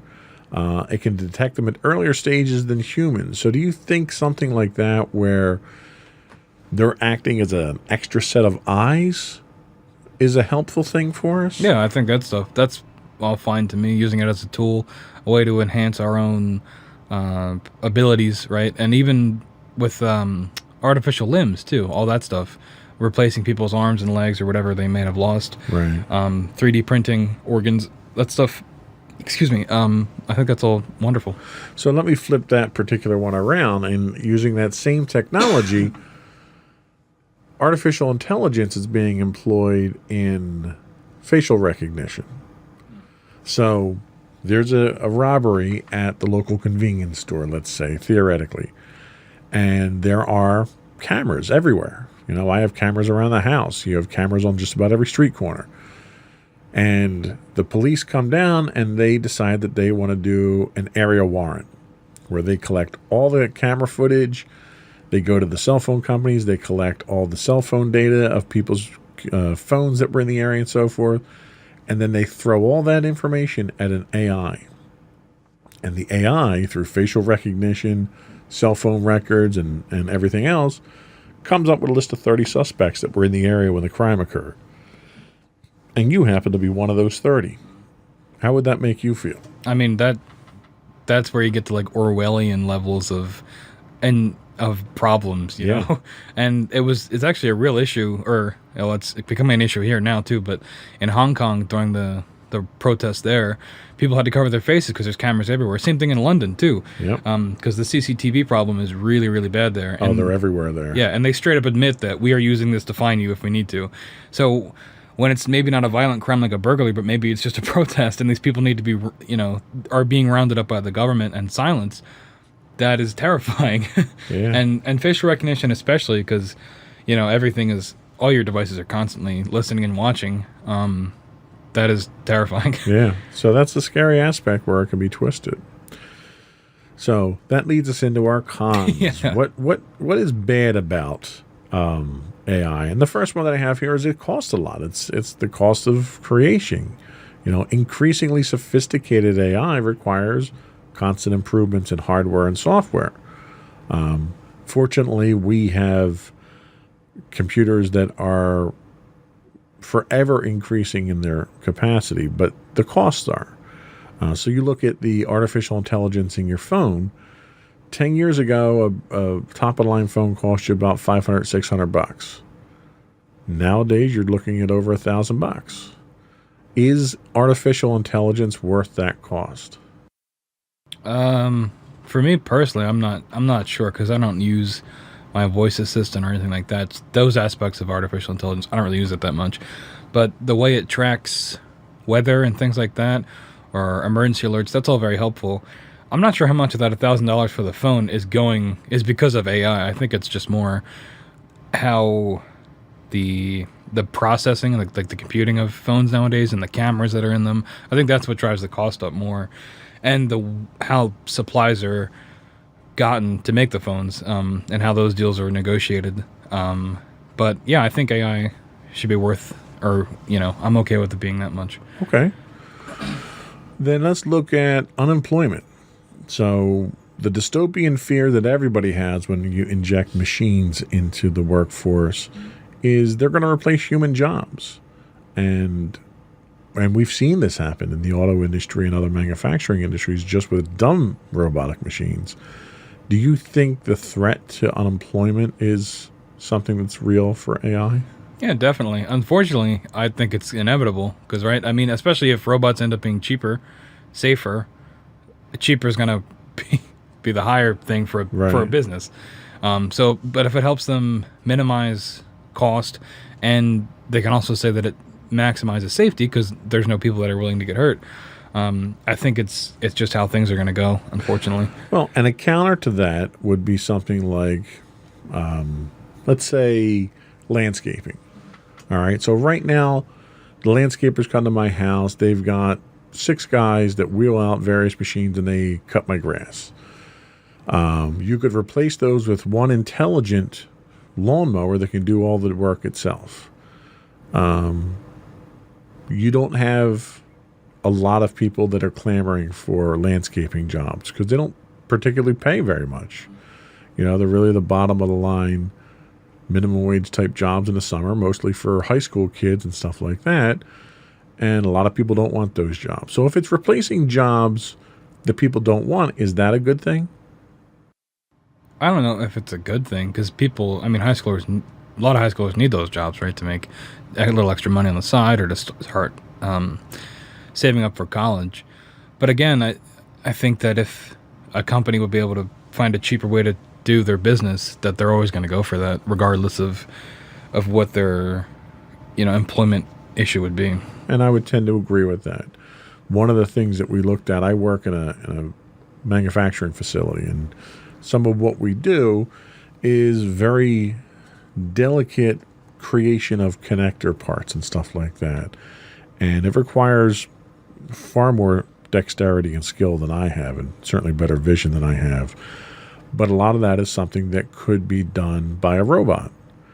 So if you come into work and you're doing the same thing over and over every day, is that something that maybe we take 5 people off the line, we put one robot in there, and then we take one of those 5 people and we train them how to work the robot. Yeah, I could definitely see that. I mean, that's what surgeons have, right? Where they have really complex. I don't know the specifics because I'm not a doctor, but they have very complex machines that allow them to do more intricate work. But they have surgeons that specialize in these machines that are really, really good at. I think they even use like video game controllers to move the parts and things like that. So I think there is like a middle point between full robot employee kind of thing versus entirely human. I think there's somewhere in between where you can kind of merge the two. So let's go down that route there with the medical industry. So one of the other complaints about AI is it's emotionless. And I think that really comes out more in the bedside manner in an operating room like that, where the machines right now are there to assist doctors. They don't do the work. The doctors are doing the work. But I can certainly see a situation in the not too distant future where a robot is doing an operation, I don't know, torn ACL, and it's not anything where it's doing life-impacting heart surgery or something like that, but like secondary surgeries. You're not going to joke with the robot while it's doing it. Yeah. It's not going to worry that it moved the wrong way and it'll hurt you. Do you think that lack of emotion in AI is a concern when it comes to things like that? Definitely. I think that's one of the biggest obstacles when dealing with AI, just in general, not just even in the medical field. But I think that's one of people's biggest hangups is that humans are really good at recognizing other humans and other humans that are being genuine. And any attempt to fake that, you can detect it right away. Sure. And I think that's one of the issues because if we don't have that connection, especially when someone is, sticking a scalpel in us or something, I think there has to be that level of trust that, especially for something like that you need. Yeah. And even if there was a doctor on the other side of the operating, on the other side of the glass or whatever, directing or being like, hey, it's fine, there's still a robot there, and I think that people would have an issue with that. But it's probably still going to go that way, and people will just, like I said, maybe find that midway point, or just learn to be okay with it. I guess learn to deal with it. Yeah. Static thinking. Today's AI lacks the ability to think outside the box. It can't conceive of the world around it, and basically, it's confined to a very specific program. Do you think that inability? Let's think cars. Driving cars right now. So they detect something in the road. You've got a car full of passengers. You got 4 people in your car. Their sensors tell you that there's something in the road, and you have cars on lanes on either side of you. You can't stop in time. The fact that this car knows that there's something there and is willing to slam on the brakes to avoid it, even if that thing happens to be, a plastic bag that's blowing across the street, it could put the passengers in danger there. Do you think that ability to not analyze objectively the surroundings is a detriment to AI today? Yeah, definitely. And I think that's why you need some kind of human oversight to go with all of it, right? Until they can get to that level where they can store those memories and process it and come up with a more, I guess, human way of looking at things. I think having the human oversight or having the ability for the human to override that is almost essential. I would agree. Yeah, 100%. And the last one that we talk about in the cons here is AIs don't improve over time naturally. So go back to driving cars, okay? So you commute an hour each way to work every day. You as a driver are constantly learning. You're learning how to drive in different weather, different lighting conditions, with different vehicles around you. The more you drive, the better the driver you become because of the experience of driving. Being a pilot the same way. To a car that's being driven by the AI, it's the same thing every day. It doesn't learn anything new. It doesn't improve its ability. It doesn't store any useful experience from that. Do you think that inability for AIs to learn today is a detriment of what we expect of them. Yeah, and I think that that's probably the next step, right? And that's another stepping stone to self-awareness in general, because once you start learning, or once you start remembering, that's how you start learning from things, right? So I think once they're able to do that, then it's only a matter of time before they're at least more self-aware than they would be functioning as they are now. Sure. Yeah, and hopefully, we'll get there, and it won't be at too high a cost. So that was all we had for that. I think we're going to come back. We're going to take a look at what artificial intelligence looks like in the future.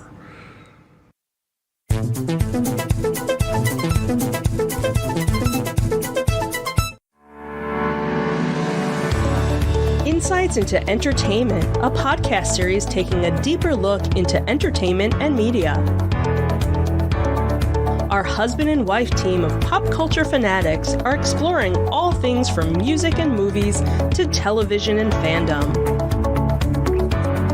We'll look at the interesting and obscure entertainment news of the week. We'll talk about theme park and pop culture news. We'll give you the latest and greatest on pop culture conventions. We'll give you a deep dive into Disney, Star Wars, and much more. Check out our video episodes at youtube.com/insightsintothings. Our audio episodes at podcast.insightsintoentertainment.com, or check us out on the web at insightsintothings.com.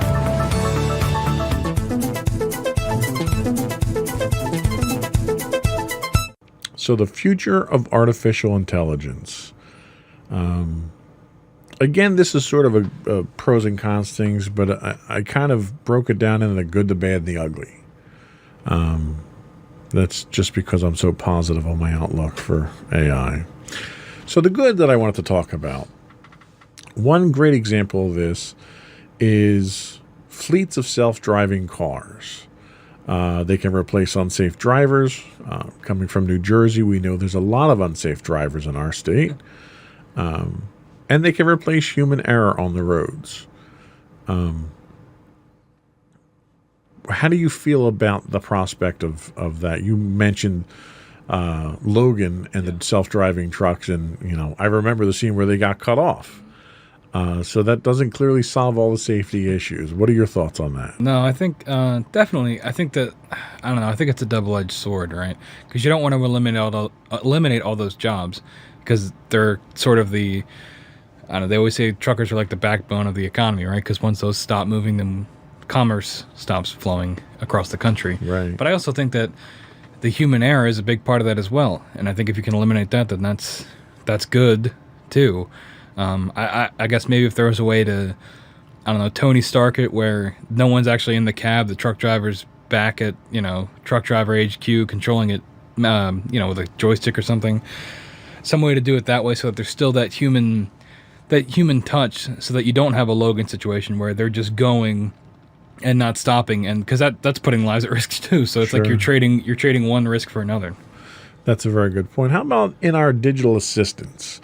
How about if we take our Alexa to the next level and we have the equivalent of Jarvis in our homes? Do you think that that's really a direction that we're going to go and we should go? No. No, I don't. Because I think, especially because Alexas and your Googles are all controlled by multi-billion-dollar corporations. And I think if those corporations were able to develop an AI on the level of Jarvis, that they would absolutely use it for profit.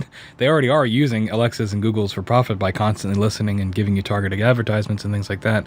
So I think the worst thing that could happen is for those things to get smarter, because then they're only going to be able to exploit consumers even more and constantly monitor people. That's a very good point.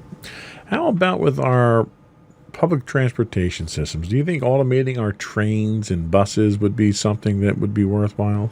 I think it's a similar argument to the trucking. Those jobs are important, but you also do have fatalities when those workers are overworked, or they're not under the right conditions to operate what they need to operate, but they still do because they have to. Right. So yeah, I think I would probably take a similar approach to the trucking, where it's still human operated, but maybe AI guided, kind of, or the other way around, AI operated, human guided. I think entirely having it be AI, except for maybe like trains, because they're on a track, right? So it's not like a bus where you have to navigate traffic. But I think, trains could probably work automated. And you make a very valid point there. We had an incident in New Jersey a few years back where we had a serious accident up in North Jersey that led to Amtrak, New Jersey Transit rather, instituting what they call positive train control. So if a train is detected as going out of control, the system itself can bring it to a safe stop and prevent accidents. So that's really the first phase of this automated public transportation. So anytime you can bring a multi-thousand-ton projectile like that safely to a stop, I think is a good thing. But buses, I agree, is, in New Jersey, buses have the right of way. So buses have a tendency of not even looking to see if something's coming and they pull out. I've seen several accidents with buses and several very near accidents with buses. So me personally, driving on the road with buses on a regular basis, I think that we could benefit from some automation when it comes to that. Medical monitoring and proactive prevention of illnesses. So, for instance, there's a sensor that I wear that allows me to check my blood sugar with my phone. So I can very easily scan that. I could totally see AI going to the point of, instead of me having to directly interact with it to scan, telling me when my blood sugar is too high and that I have to take medicine, or if it's too low and I have to eat something. Having an artificial intelligence help in that respect would directly affect me positively. Do you see other elements of that being useful? I see, because I'm really cynical, right? So I see it as like, you have that sensor, right? But what if that sensor was designed by a pharmaceutical company that needs to sell more of their medicine, right? Because they make the medicine too. So what if I don't know, I get like maybe too far in the weeds with this, but like maybe they're encouraging you to take more of the medicine so that you then have to buy more medicine. And I don't know. I think it on the surface, it is very helpful, and the future of it is very optimistic and good, because any advances in medicine are always a plus. But I also think that a lot of the pharmaceutical companies and companies in general do have their own, I hate the word agenda, but their own agenda, right? And if they are able to make profit off these things, I would not be surprised if there were some back doors that they would use to do that. And I think that's a valid concern, and I think that's a real risk. So now that you've turned all my goods into bads, let me throw some bads out there and get your reaction. Maybe I'll turn them into goods. So one of the bad things that I see is that you're going to have fewer jobs, but they're going to be more specialized, and you're going to have an overall reduction of manufacturing jobs. Is that a valid concern? Yeah, I mean, we're already seeing that. Okay. How about insurance companies using AI to determine your validity of your claims based on data that the AIs are accumulating? You mean like camera footage and? Yeah, camera footage, sensor footage from your car. If they detect that your car was driving too fast when you got into an accident, or that you didn't brake when you said you broke. They already have that in a way. Like, I know my mom, she used to have Progressive, and they put like a thing in your steering column that if you were a safe driver, I don't know how they calculated that, but I guess like your time to brake and speeding up and things like that, like if you slam on your brakes. It's a random number generator. Yeah, it's a lottery. But it would affect your rates. Right. So I think we're already seeing, I mean, it's not an AI, it's just like a ticker almost, I guess, but we're still seeing that data collection being used. How about the general loss of marketable skills as AI takes over more mundane jobs? I picture a future of WALL-E. We're all fat sitting in chairs and we can't even move around because AI is doing everything. Yeah, I mean, maybe. But I think that there still will be people that service those bots until they learn to service themselves. Until they learn how to service, yeah. I mean, yeah, you could just go down that rabbit hole, right? Of like any job that would require a human to fix an AI, if that AI can then just invent that job with another AI, you go further and further down the line. Sure. How about deep fakes? They're becoming a real issue nowadays. This stuff is scary. It's incredible how realistic it is. Do you think it's going to have an impact on 2020 elections? I think it already is. I think it did in 2016, because especially, I mean, Twitter and social media in general, and how that's used to manipulate people. That's a whole other show. Yeah. But I think deepfakes specifically are. I mean, you see them on like, whoa, look at this wacky deepfake of this funny character in a movie. But it's like, that looks so real. And the implications of that are terrifying. I mean, I've seen just people, internet personalities that have been not arrested or anything, but deepfakes have been made of them of explicit photos that they never took that were then released and taken as fact. And that is extremely damaging to someone's life, that they had nothing to do with that. And this technology it's very, very hard to tell, and it's only getting better. Yeah. Unfortunately. Okay, so we didn't turn any bads good. So since we've gone bad to worse, let's get to the uglies now. Hey, we always end this show in a flaming pile of sadness, so we might as well just keep going. And that's the direction we're going today. So the first one that I have here is one that's a reality now to a certain extent. And that's automated military drones deciding when to use deadly force. Yeah. Skynet and the Terminator bots. What do you think that's a real concern? Yeah, and I think we're already having those effects when the people that, maybe the drones aren't entirely unmanned, but the people that man those drones, it's really damaging to their psyche because they become disassociated from that violence. There was a show, Jack Ryan, the second season of that, or the first season, one of the seasons of that show deals with a guy that used to operate these drones, and him and his team, because they treat it like a video game almost, and then he has like a psychological break because of it. But yeah, so I think even having the humans deal with it now is already damaging to humans. But once that's entirely AI controlled, I don't know. I mean, I think it could go both ways, right? Because AI, if they're given the ability to, might be able to better distinguish civilians from actual enemy combatants. But on the other hand, if they're never given those protocols, they might just, it just removes the empathy at that point. That's true. Okay, well, that was a little. I gave you a little bit of a positive. You did. You and then I took it away because I don't have any ripped empathy. It right out from under me. So traditionally, intelligence enables control. AI that's more intelligent than humans can institute control over humans. You think that's a possibility? I mean, I think it's already happening on social media, right? I mean, entire Twitter movements are being Well, in all fairness, there's not a lot of human intelligence in social media. No, but we saw it with the 2016 election where bot accounts were able to manufacture ideas that then swayed how voting was done. So I think in a way, AI is already controlling us. Not to mention, like I said before, the targeted advertisements, where if you pick up your phone and you scream Domino's at it for 30 seconds, you're going to get a Domino's ad. And I guarantee after the show, we're going to get one on our phone. So I think in subtle ways like that, when it comes to consumerism or political ideology, AI, in a way, is already... I mean, the AI is being controlled by, companies or things like that. But I think it's already being used to sway and to herd, and maybe not control outright, but definitely to herd people into certain ideas. Okay, so I'll skip the question on manipulating the voting system. Oh, there you go. So the last one that I had here is probably the one that is the most apocryphal. This is the one that Stephen Hawking has spoken about when he was still alive, and that is super intelligent AI making humans obsolete, but not just making humans obsolete, realizing that they're obsolete and therefore a threat. Is that something that you think we have to fear? I think so.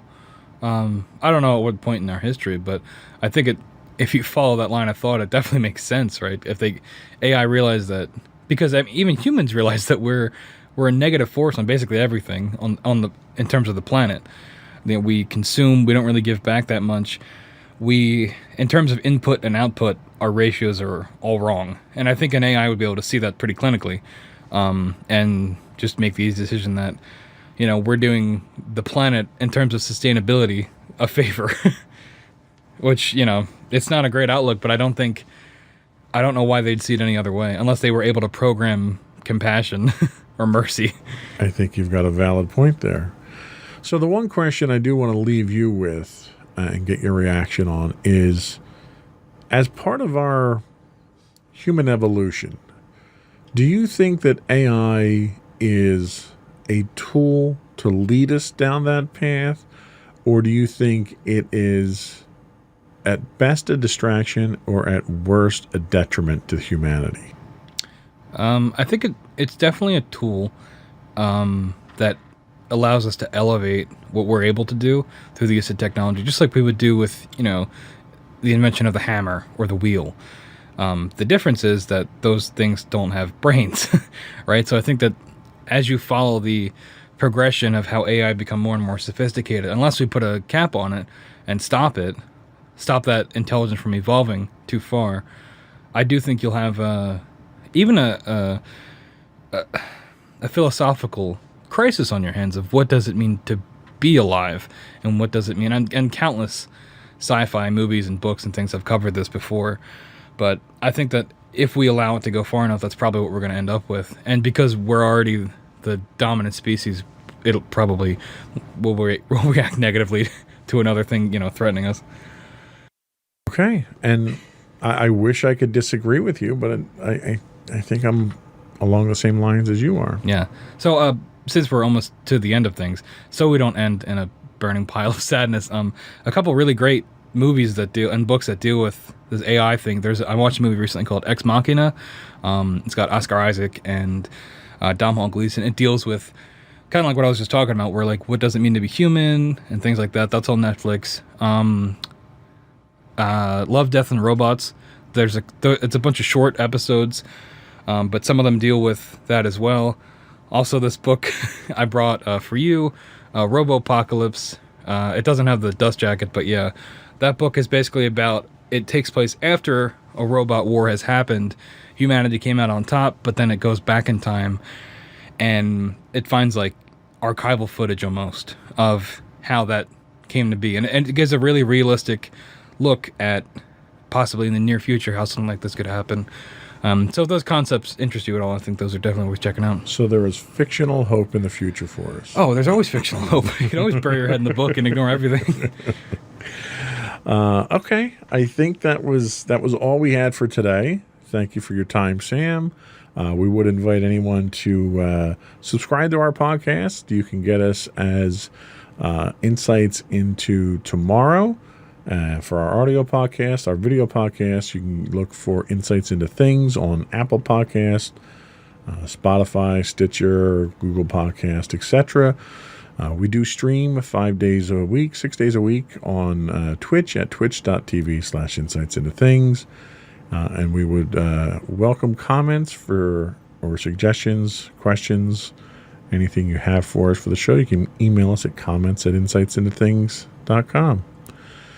Anything else you want to finish with? No, I think we nailed it. All right. Yeah, I'm ready to jump out the window now. That's right. So, all right, another successful podcast in the books. Bye.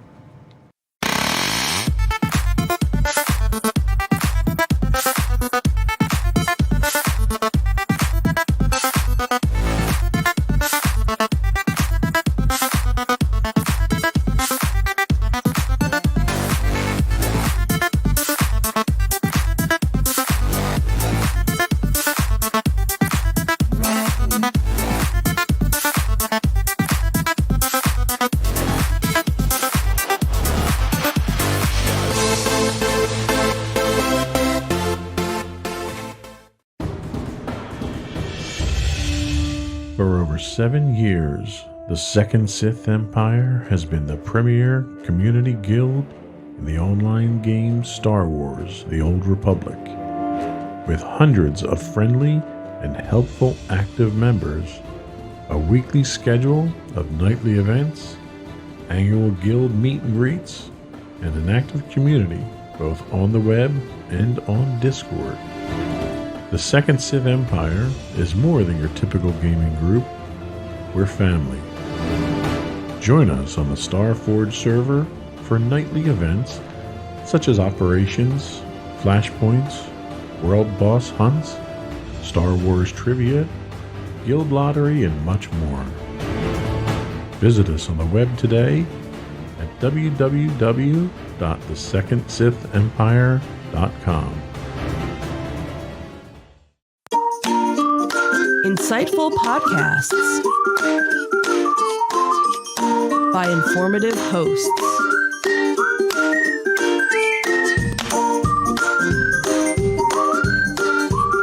Insights into Things, a podcast network.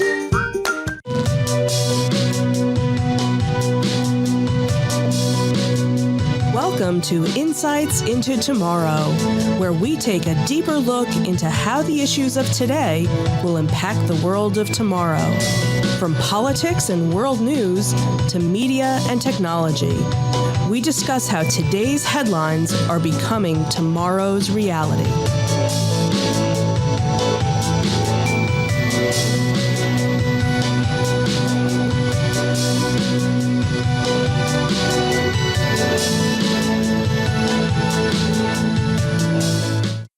Welcome to Insights into Tomorrow. This is episode 7, Deadly Force. I'm your host, Joseph Whalen, and my slightly out of frame co-host, Sam Whalen. Hello. How you doing today, Sam? I'm doing fine. So, with everything that's been going on in the wake of the George Floyd death and the protests and everything else, you and I had wanted to do something on the topic, but I think we kind of came to the conclusion that we probably are not qualified to do commentary on Black Lives Matter. So I thought the one thing that we could address from this whole thing is the root cause of it, the police use of deadly force. So that's what today's episode is going to be about. Any comments? Well, before we get into it, I mean, even though we're not talking about Black Lives Matter, it's obviously still very important. So make sure you sign petitions, donate, things like that. Just because we're not talking about it, I don't want people to get the impression that we're, stepping aside from it. Would still, fully support it, at least, Absolutely. Yeah. And it is very good to mention that, we aren't talking about it because I don't think we're the experts. We Exactly. can't bring the perspective to it. So I don't want to do it in a way, I don't want to cover it in a way that it can't be covered comprehensively and from the right angle. Mm-hmm. And I don't think we're the people that can do that. Yeah. So this is our attempt at supporting Black Lives Matter by bringing these things to the forefront. These are really the root cause of it is really the police violence and the treatment of minorities by police and the profiling and everything else. And we're not going to get into everything, and then this is not an episode to bash police. This is really, we wanted to draw attention to the fact that there are standards out there. There are mixed standards that are not applied evenly across the board, but there are standards out there that are intended to allow the police to do their job without having incidents like George Floyd happened. Mm-hmm. And sometimes those standards are not followed, and that's where we wind up in these situations, and that's what needs to be addressed. Yep. So with that in mind, are we ready to move forward? Yep.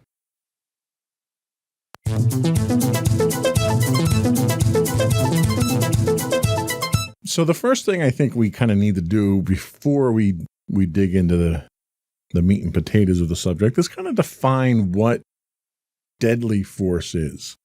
So deadly force, this comes from Wikipedia, so it's a pretty generic definition.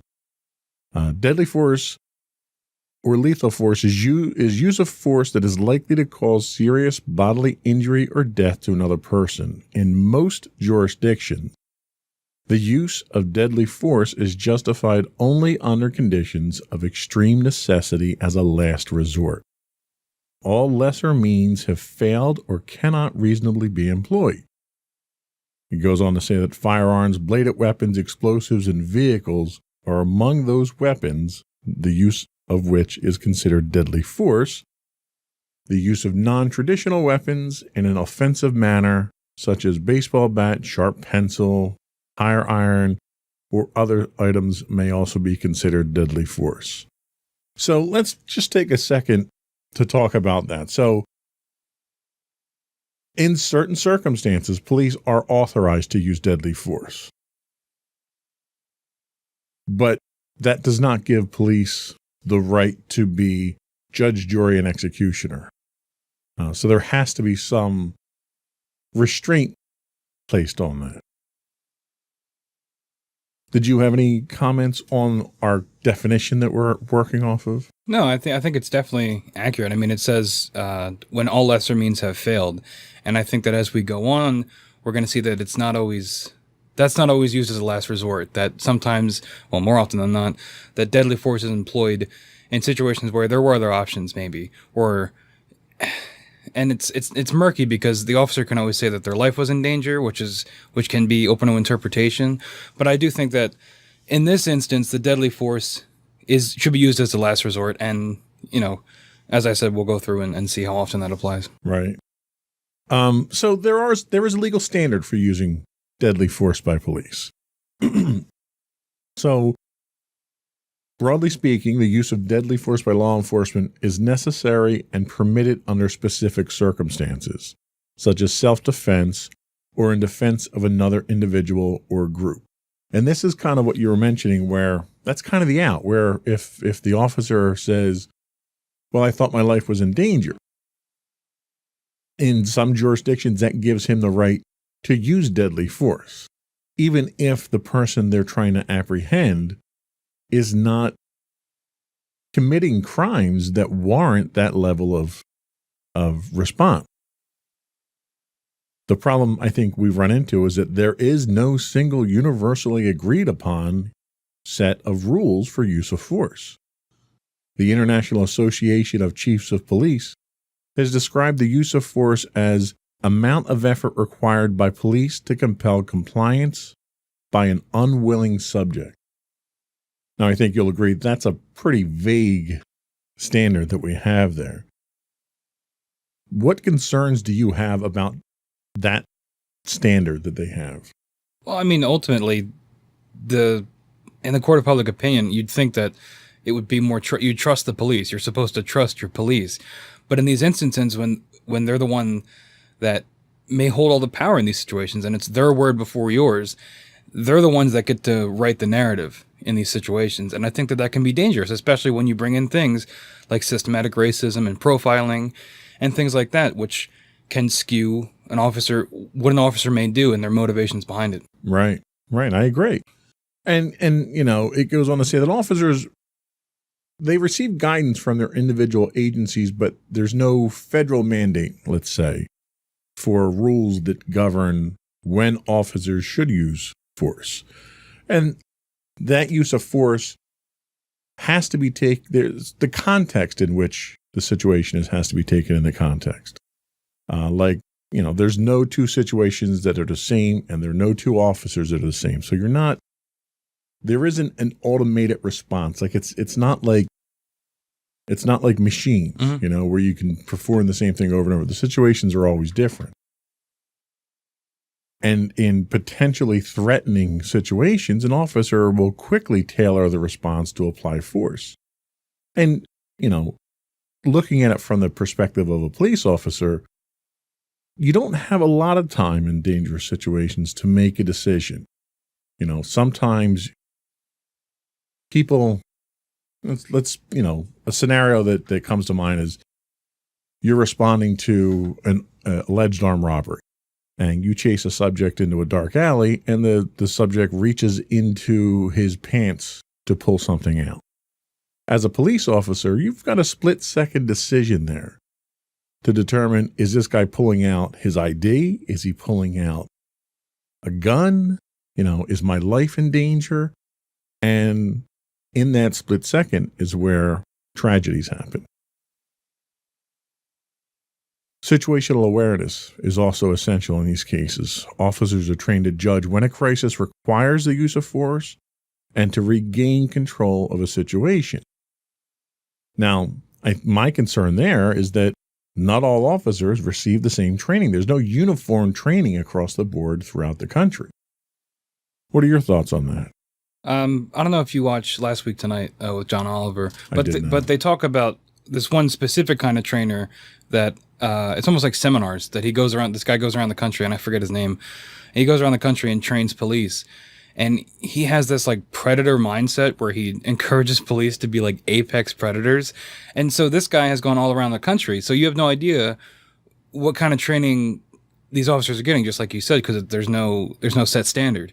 So you could get certain places where they have very dangerous, hunter killer mindsets, but in other situations, maybe they're encouraged to be more peaceful and less reactive and violent. So the fact that there's no standard leaves a lot of it up to chance almost.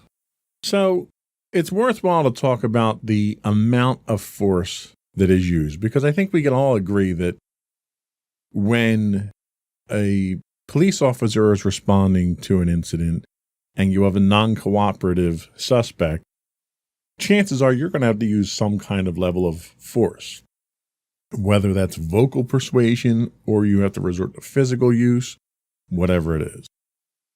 So law enforcement officers should use only the amount of force necessary to mitigate the incident, make an arrest, or protect themselves and others from harm. Now, one of the problems that I have with that is you oftentimes have police that do things like engage in high-speed pursuits. You pull somebody over at a traffic stop and they had a taillight out. And the police go up to question the individual, and the individual takes off, and then the police engage in a high-speed pursuit. So now the original offense here is a broken traffic light. You can speculate on what else that person might be guilty of because of them fleeing, but is what they might be guilty of worth putting at risk all the other pedestrians and drivers that are on the road through a high-speed chase? No, and I think that even not just high-speed chases, but that situation could be anything, right? And I'm sure we'll talk about it more once we get to specific cases. But at what point is a person's death warranted? Exactly. There always should be another way. Right. So there are levels. There's a continuum of police force that's used, which includes basic verbal and physical restraint, less lethal force, and as high as lethal forces. And the level of force that an officer uses varies based on situation. I think we can both agree on that. Because of this, guidelines for the use of force are based on many factors, including the officer's level of training or experience. Now, unfortunately, the research that I did didn't really delve too much, and that emotional response is fueled by the need for them to be in that authority dynamic. And when that fails, then things start to break down. The use of force is supposed to be an officer's last option, not their first. And it's sometimes a necessary course of action to restore safety in the community. Injuries may incur with the use of force, and I think we can all agree that if you're being restrained because you're resisting arrest, there's a very good chance that an injury could occur. Police should ensure that the injured receive medical aid and that the family of any injured person is notified. That's where some of the dispute comes in with some of the latest incidents that we've had. For instance, we're going to talk about George Floyd a little bit more later in the show. But George Floyd had an officer kneeling on his neck for almost 9 minutes. And 3 of those 9 minutes, he was unresponsive, not breathing, and had no pulse. And none of the officers, when he was in that condition, attempted to render assistance. Well, there were also not just the one on his neck, but there were also other officers on his back and his legs. Yeah. Just pressing him into the ground. Yeah. And you can there's footage out there. The first one that, blew up was the one of just the officer with the knee on his neck. But later on, there was footage that came out of the other officers from the other side of the street watching, also pinning him down. It's horrific to watch. It is. I mean, it almost looks like he was intentionally executed. Yeah.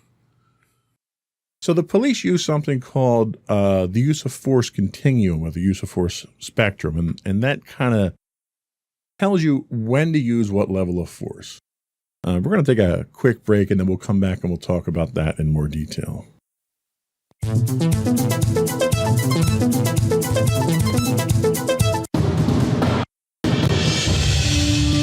over 7 years, the Second Sith Empire has been the premier community guild in the online game Star Wars: The Old Republic.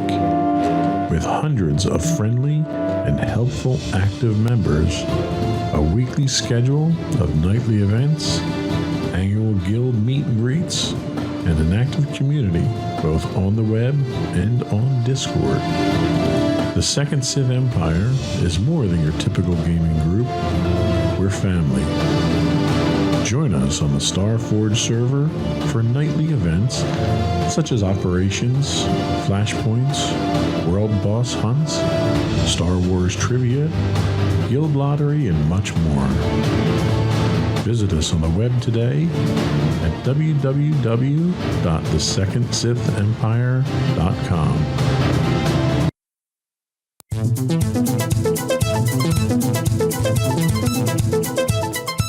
So the use of force continuum is really a kind of a spectrum of what level of force to use when in certain situations.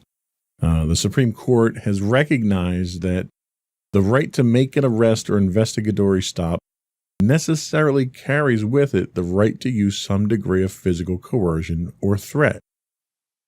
Now that statement itself sounds kind of scary. Yeah, I mean, that's kind of disturbing, isn't it? It almost puts it in that they should go in with a hostile mindset. Exactly. Which is not what they should be doing. Which I think is exactly what is happening in a lot of situations.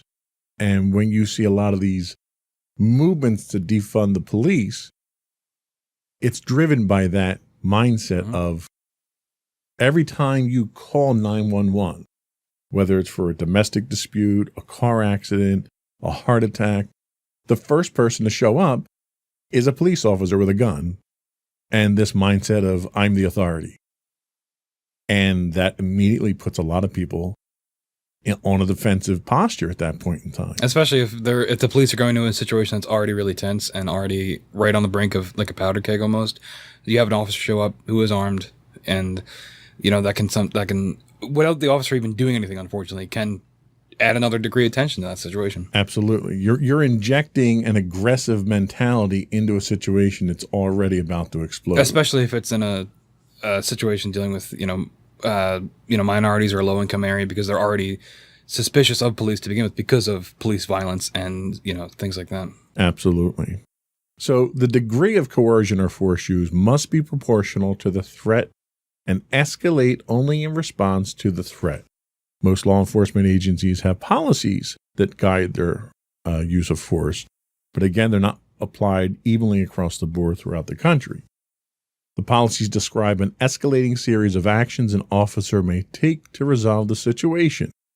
This continuum generally has many levels, and officers are instructed to respond with a level of force appropriate to the situation at hand, acknowledging that the officer may move from one part of the continuum to another in a matter of seconds. So again, timing is of the essence. So what we have here is an example of what a threat continuum is. So the first level is the most basic, officer presence. Police officer shows up, no force is needed. This is considered the best way to resolve a situation. The mere presence of a law enforcement officer works to deter a crime and diffuse a situation. Officers' attitudes are professional and non-threatening. Hopefully, this is the majority of the interactions that you have with the police when they're called out for something. But like you said, even this can be an aggravating element to a situation. So the next level they have is what they call verbalization, where physical force is not required.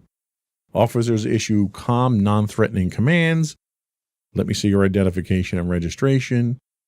Officers may increase their volume, shorten their commands in an attempt to gain compliance. Short commands might include stop, don't move. Now, let me ask you, have you ever been pulled over by police? No, not yet. I mean, I've been in situations where I've dealt with police. Like, I've been in a car accident. I wasn't the one driving. I was a passenger. I was pulled over. I wasn't the one pulled over. Again, I was a passenger, so I didn't have to talk to the police. The driver did. So I've never really had any where I did something that the police need to talk to me. I've always been a passenger or someone on the sidelines. Right. So. Now, I'll say I've been pulled over a couple of times by police. Once you were actually in the car, and you were actually the reason that we wound up getting pulled over. We had gone out somewhere, you being your mom, and the car we were in broke down. Mm-hmm. So we had to use a pickup truck to get home. We had you in a car seat. That's how young you were at the time. And in order to put you in a car seat, in a 3-person seat in a pickup truck, your mom had to sit in the middle where there was no seatbelt. So we got pulled over by police, and the police wanted to know why one of the passengers was in the middle, because they couldn't see the car seat. They wanted to know why someone was in the middle and not in a seatbelt. Mm-hmm. And this was kind of a learning experience for me because, I pulled over, pulled out the registration, all that stuff. Cop asked for it, asked me to get out of the truck, and then walked me around the back of the truck so I was out of traffic danger. And, he's looking at my documentation, and just casually I put my hands in my pocket, not thinking anything of it. And he immediately triggers on that. He's like, don't put your hands in your pocket. And I'm like, oh, sorry. Mm-hmm. But in explaining the situation to him, he was very professional, totally understood the situation. I was cooperative with him the entire time, and he obviously let us go. But anytime that people are driving and they have a police officer show up behind them with flashing their lights, that's kind of an anxiety situation there, don't you think? Yeah, I mean, I'm still kind of new to driving. I've been driving for like a little under a year. And one time I was coming back from college, which is like a 20-minute drive. Most of it's highway driving. And I had a cop behind me on the highway the whole time. And I wasn't doing anything wrong, but I was always looking behind me, looking at the cop, which, distracts you from driving. Eventually, he followed me all the way down to, there's a barbecue place nearby, and he turned off. He was just getting some food. But he followed me for so long, it almost made me, I felt like I was more likely to get into an accident or do something wrong because I was so nervous about the cop behind me. Yeah, and that sort of speaks to what you were saying with just having police involved changes the entire dynamic of a situation. People act differently. We had the incident of the woman who was in Central Park, and she didn't have her dog on a leash, and an African-American man who was in the park approached her and said, you need to have your dog on your leash. Well, she made a big deal about it, calling the police, saying this man was threatening her and everything, and basically leveraged what she knew was her power as a white privileged individual. And she knew how the police were going to react to it. So that guy's lucky. Oh God, that's such a bad situation. She's lucky she didn't get that guy killed. Yeah, it's incredible. But the police response was so predictable that you knew how to manipulate the situation. Yeah, and talking about our experiences with police, again, there is the issue of race coming up. I mean, we're two white men. Yep. And I think that, I've heard so many accounts from people of color that have been pulled over, and their situations were entirely different. Absolutely. The police are immediately suspicious in those situations of people that were doing nothing wrong. And I think that it's difficult to talk about these police issues without the issue of race. You can't, the two are not, they have to be brought together. I agree. And the reason that I mentioned my incident was I am a white guy. Right. So my experience was much better than a minority's experience would. And I was still terrified at what this police officer was going to do, because at that point in time, he wields all the power. Yeah. And that's frightening. So moving down the spectrum, we get to empty hand control, where an officer uses bodily force to gain control of a situation. The soft techniques would be using grabs, holds, and joint locks. And you get to the hard techniques where you start throwing punches and kicks to restrain an individual. So this is where we start getting into that potential for physical harm.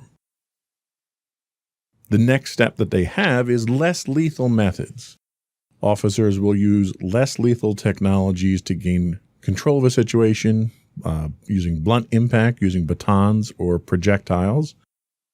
They can resort to chemicals, using chemical sprays or projectiles, pepper balls that they fire at you. these things are not less lethal. I mean, these can kill people. I mean, there's been instances I know with the protests going on with chemicals, the use of tear gas and things. They can affect people, especially with breathing conditions or in your contacts. It can permanently blind you. And there was a woman at one point who I think she had asthma, and the tear gas got in her lungs, and she died from it because she had a reaction to it. Yes. And yes. then blunt impact, the use of a baton. I mean, that's pretty self-explanatory. You could, if somebody hits the concrete because you knocked them out with a baton. I mean, that might be out of your hands and not your intention, but that could still kill them. Well, and you can still kill somebody with a blunt impact. Right. If I hit you on the head with a baton, I can cause brain damage and kill you. And the last one, the CEDs, or conducted energy devices to immobilize a target. Tasers, right? That's what your tasers are, yeah. Those have set people on fire in some instances, stop people's hearts if they've got pacemakers that the officer is unaware of. Yep. And look, I understand that if someone with a pacemaker tries to pull a gun on the police officer, the cop's not going to have time to worry about that to tase him. But it's these methods that we're using that, even if we're trying to make them less lethal, there is still the potential for killing somebody. And I think the problem we have with these is labeling them as less than lethal generates this air of casualness about them. Like, oh, well, if you're acting up, I can just tase you. Right. And that'll settle you right down. And I don't have to wrestle you to the ground at that point in time.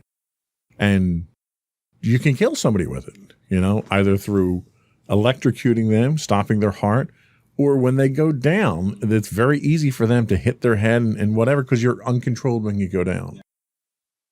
You see these demonstrations of tasers, with the police academy, and I've been tased in the past in a demonstration. It's not pleasant, and it took 3 people to hold on to me and gently put me down on the ground. Can you imagine if someone my size was tased without that kind of restraint? We'd hit the ground hard. Yeah. It's frightening. And then obviously the last level that we have in the continuum is lethal force. Officers use lethal weapons to gain control of a situation. Should only be used if a suspect poses a serious threat to the officer or another individual. Officers use deadly weapons such as firearms to stop an individual's actions.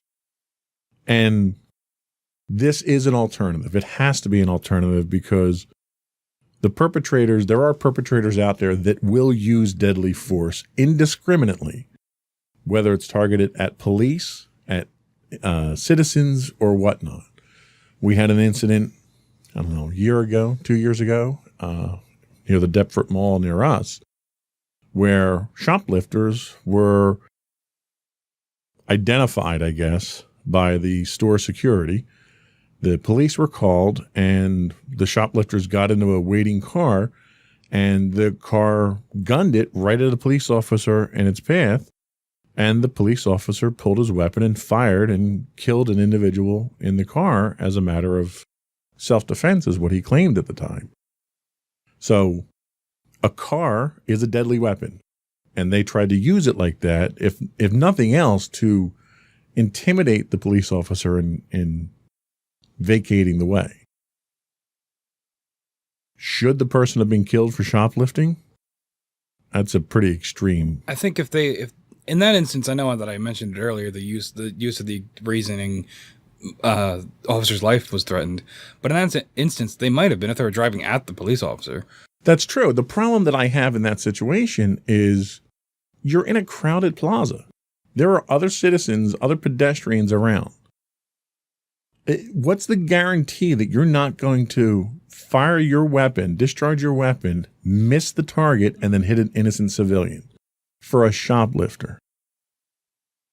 That's where a lot of my concern is. And that's not even mentioning that on the way over here, I was listening to the radio, and they were talking about what we're talking about now, the excessive use of police force. And in a lot of these instances, it's traffic stops, and an officer ends up pulling a gun because the person's not cooperating. And yes, the person should cooperate, but that doesn't give the officer the right to pull a gun. Right. Judging by what we just talked about, the officer should be pulling a gun when they feel their life's at risk. Exactly. Not because the person won't hand over their ID. Exactly. Use of threats, which the Supreme Court allows, does not necessarily mean threatening bodily harm with a weapon. Yeah, they played a clip over here of a woman that recorded when she got pulled over, a person of color, and the police officer straight up told her, "I'm going to light you up." Like, they should not be saying things like this.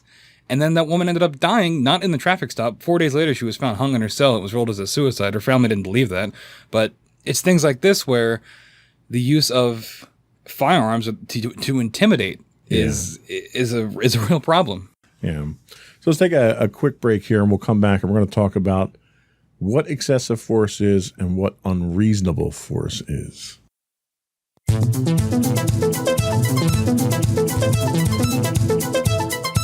So excessive force refers to situations where government officials, and we're not just talking police, this applies to military personnel as well. When government officials legally entitled to use force exceed the minimum amount necessary to defuse an incident or to protect themselves and others. This can come up in different contexts, such as when handling prisoners or even during military operations. When it involves law enforcement, especially during an arrest, it's also referred to as police brutality.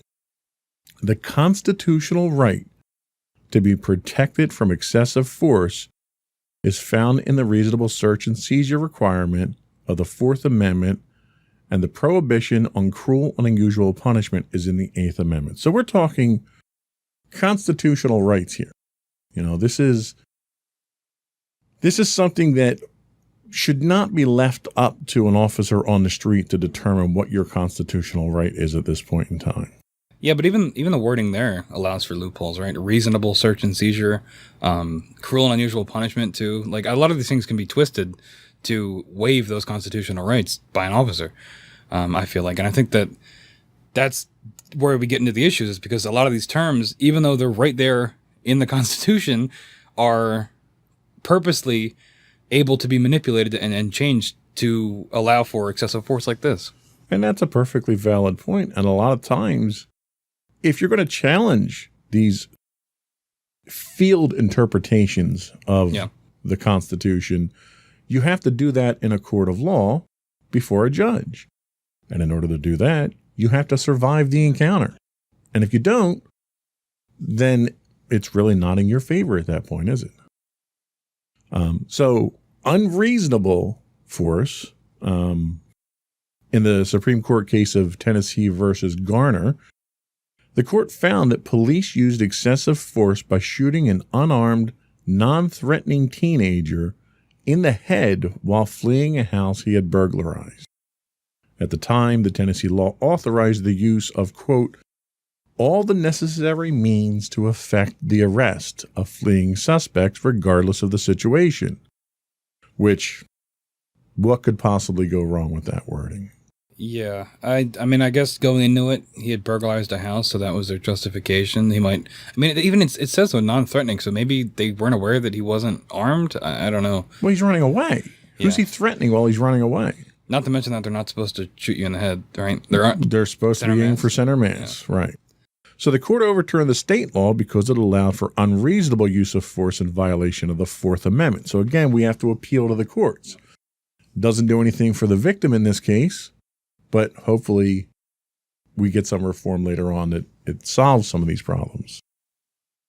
The court ruled that deadly force can only be used during an arrest if it's necessary to prevent the escape and the officer has probable cause to believe the suspect poses a significant threat of death or serious injury to the officers or others. See, there's that loophole wording again, I feel like, again, the officer, it goes to the office. The officer is the one that has to determine it. So again, we get back to what we talked about before, making those split-second decisions in the field. What is probable cause in any given situation if they're all different, Yeah, well, and I think in this case here, let's go back to that scenario we talked about in Deptford with the shoplifter. So somebody flooring it in the parking lot there, trying to kill an officer, let's say, could easily be construed as being dangerous to anybody else in that plaza as well. So there probably would be justified based on these rules. Yep. Here, if this kid is running away from the police, even if he had a gun, if he's not firing that gun off indiscriminately at other people, he's not immediately a threat. And then necessary to prevent escape. If the kid was on foot, I mean, there had to have been another way. Yeah, you can't run the radio, right? So police can easily call in backup for situations like that. So they go on to summarize and say excessive force by police brutality doesn't just apply to cases of deadly force, but can also be found where injuries are relatively minor, but resulted from the unreasonable use of force. So the headlines today are dealing with unfortunate deaths, which are obviously a concern, but you don't have to die in order to have a case against the police for unreasonable force. They could easily cause long-term permanent injury that's covered as well. So let's take a quick break. We'll come back and we're going to talk about some ways that you might be able to find some protections available.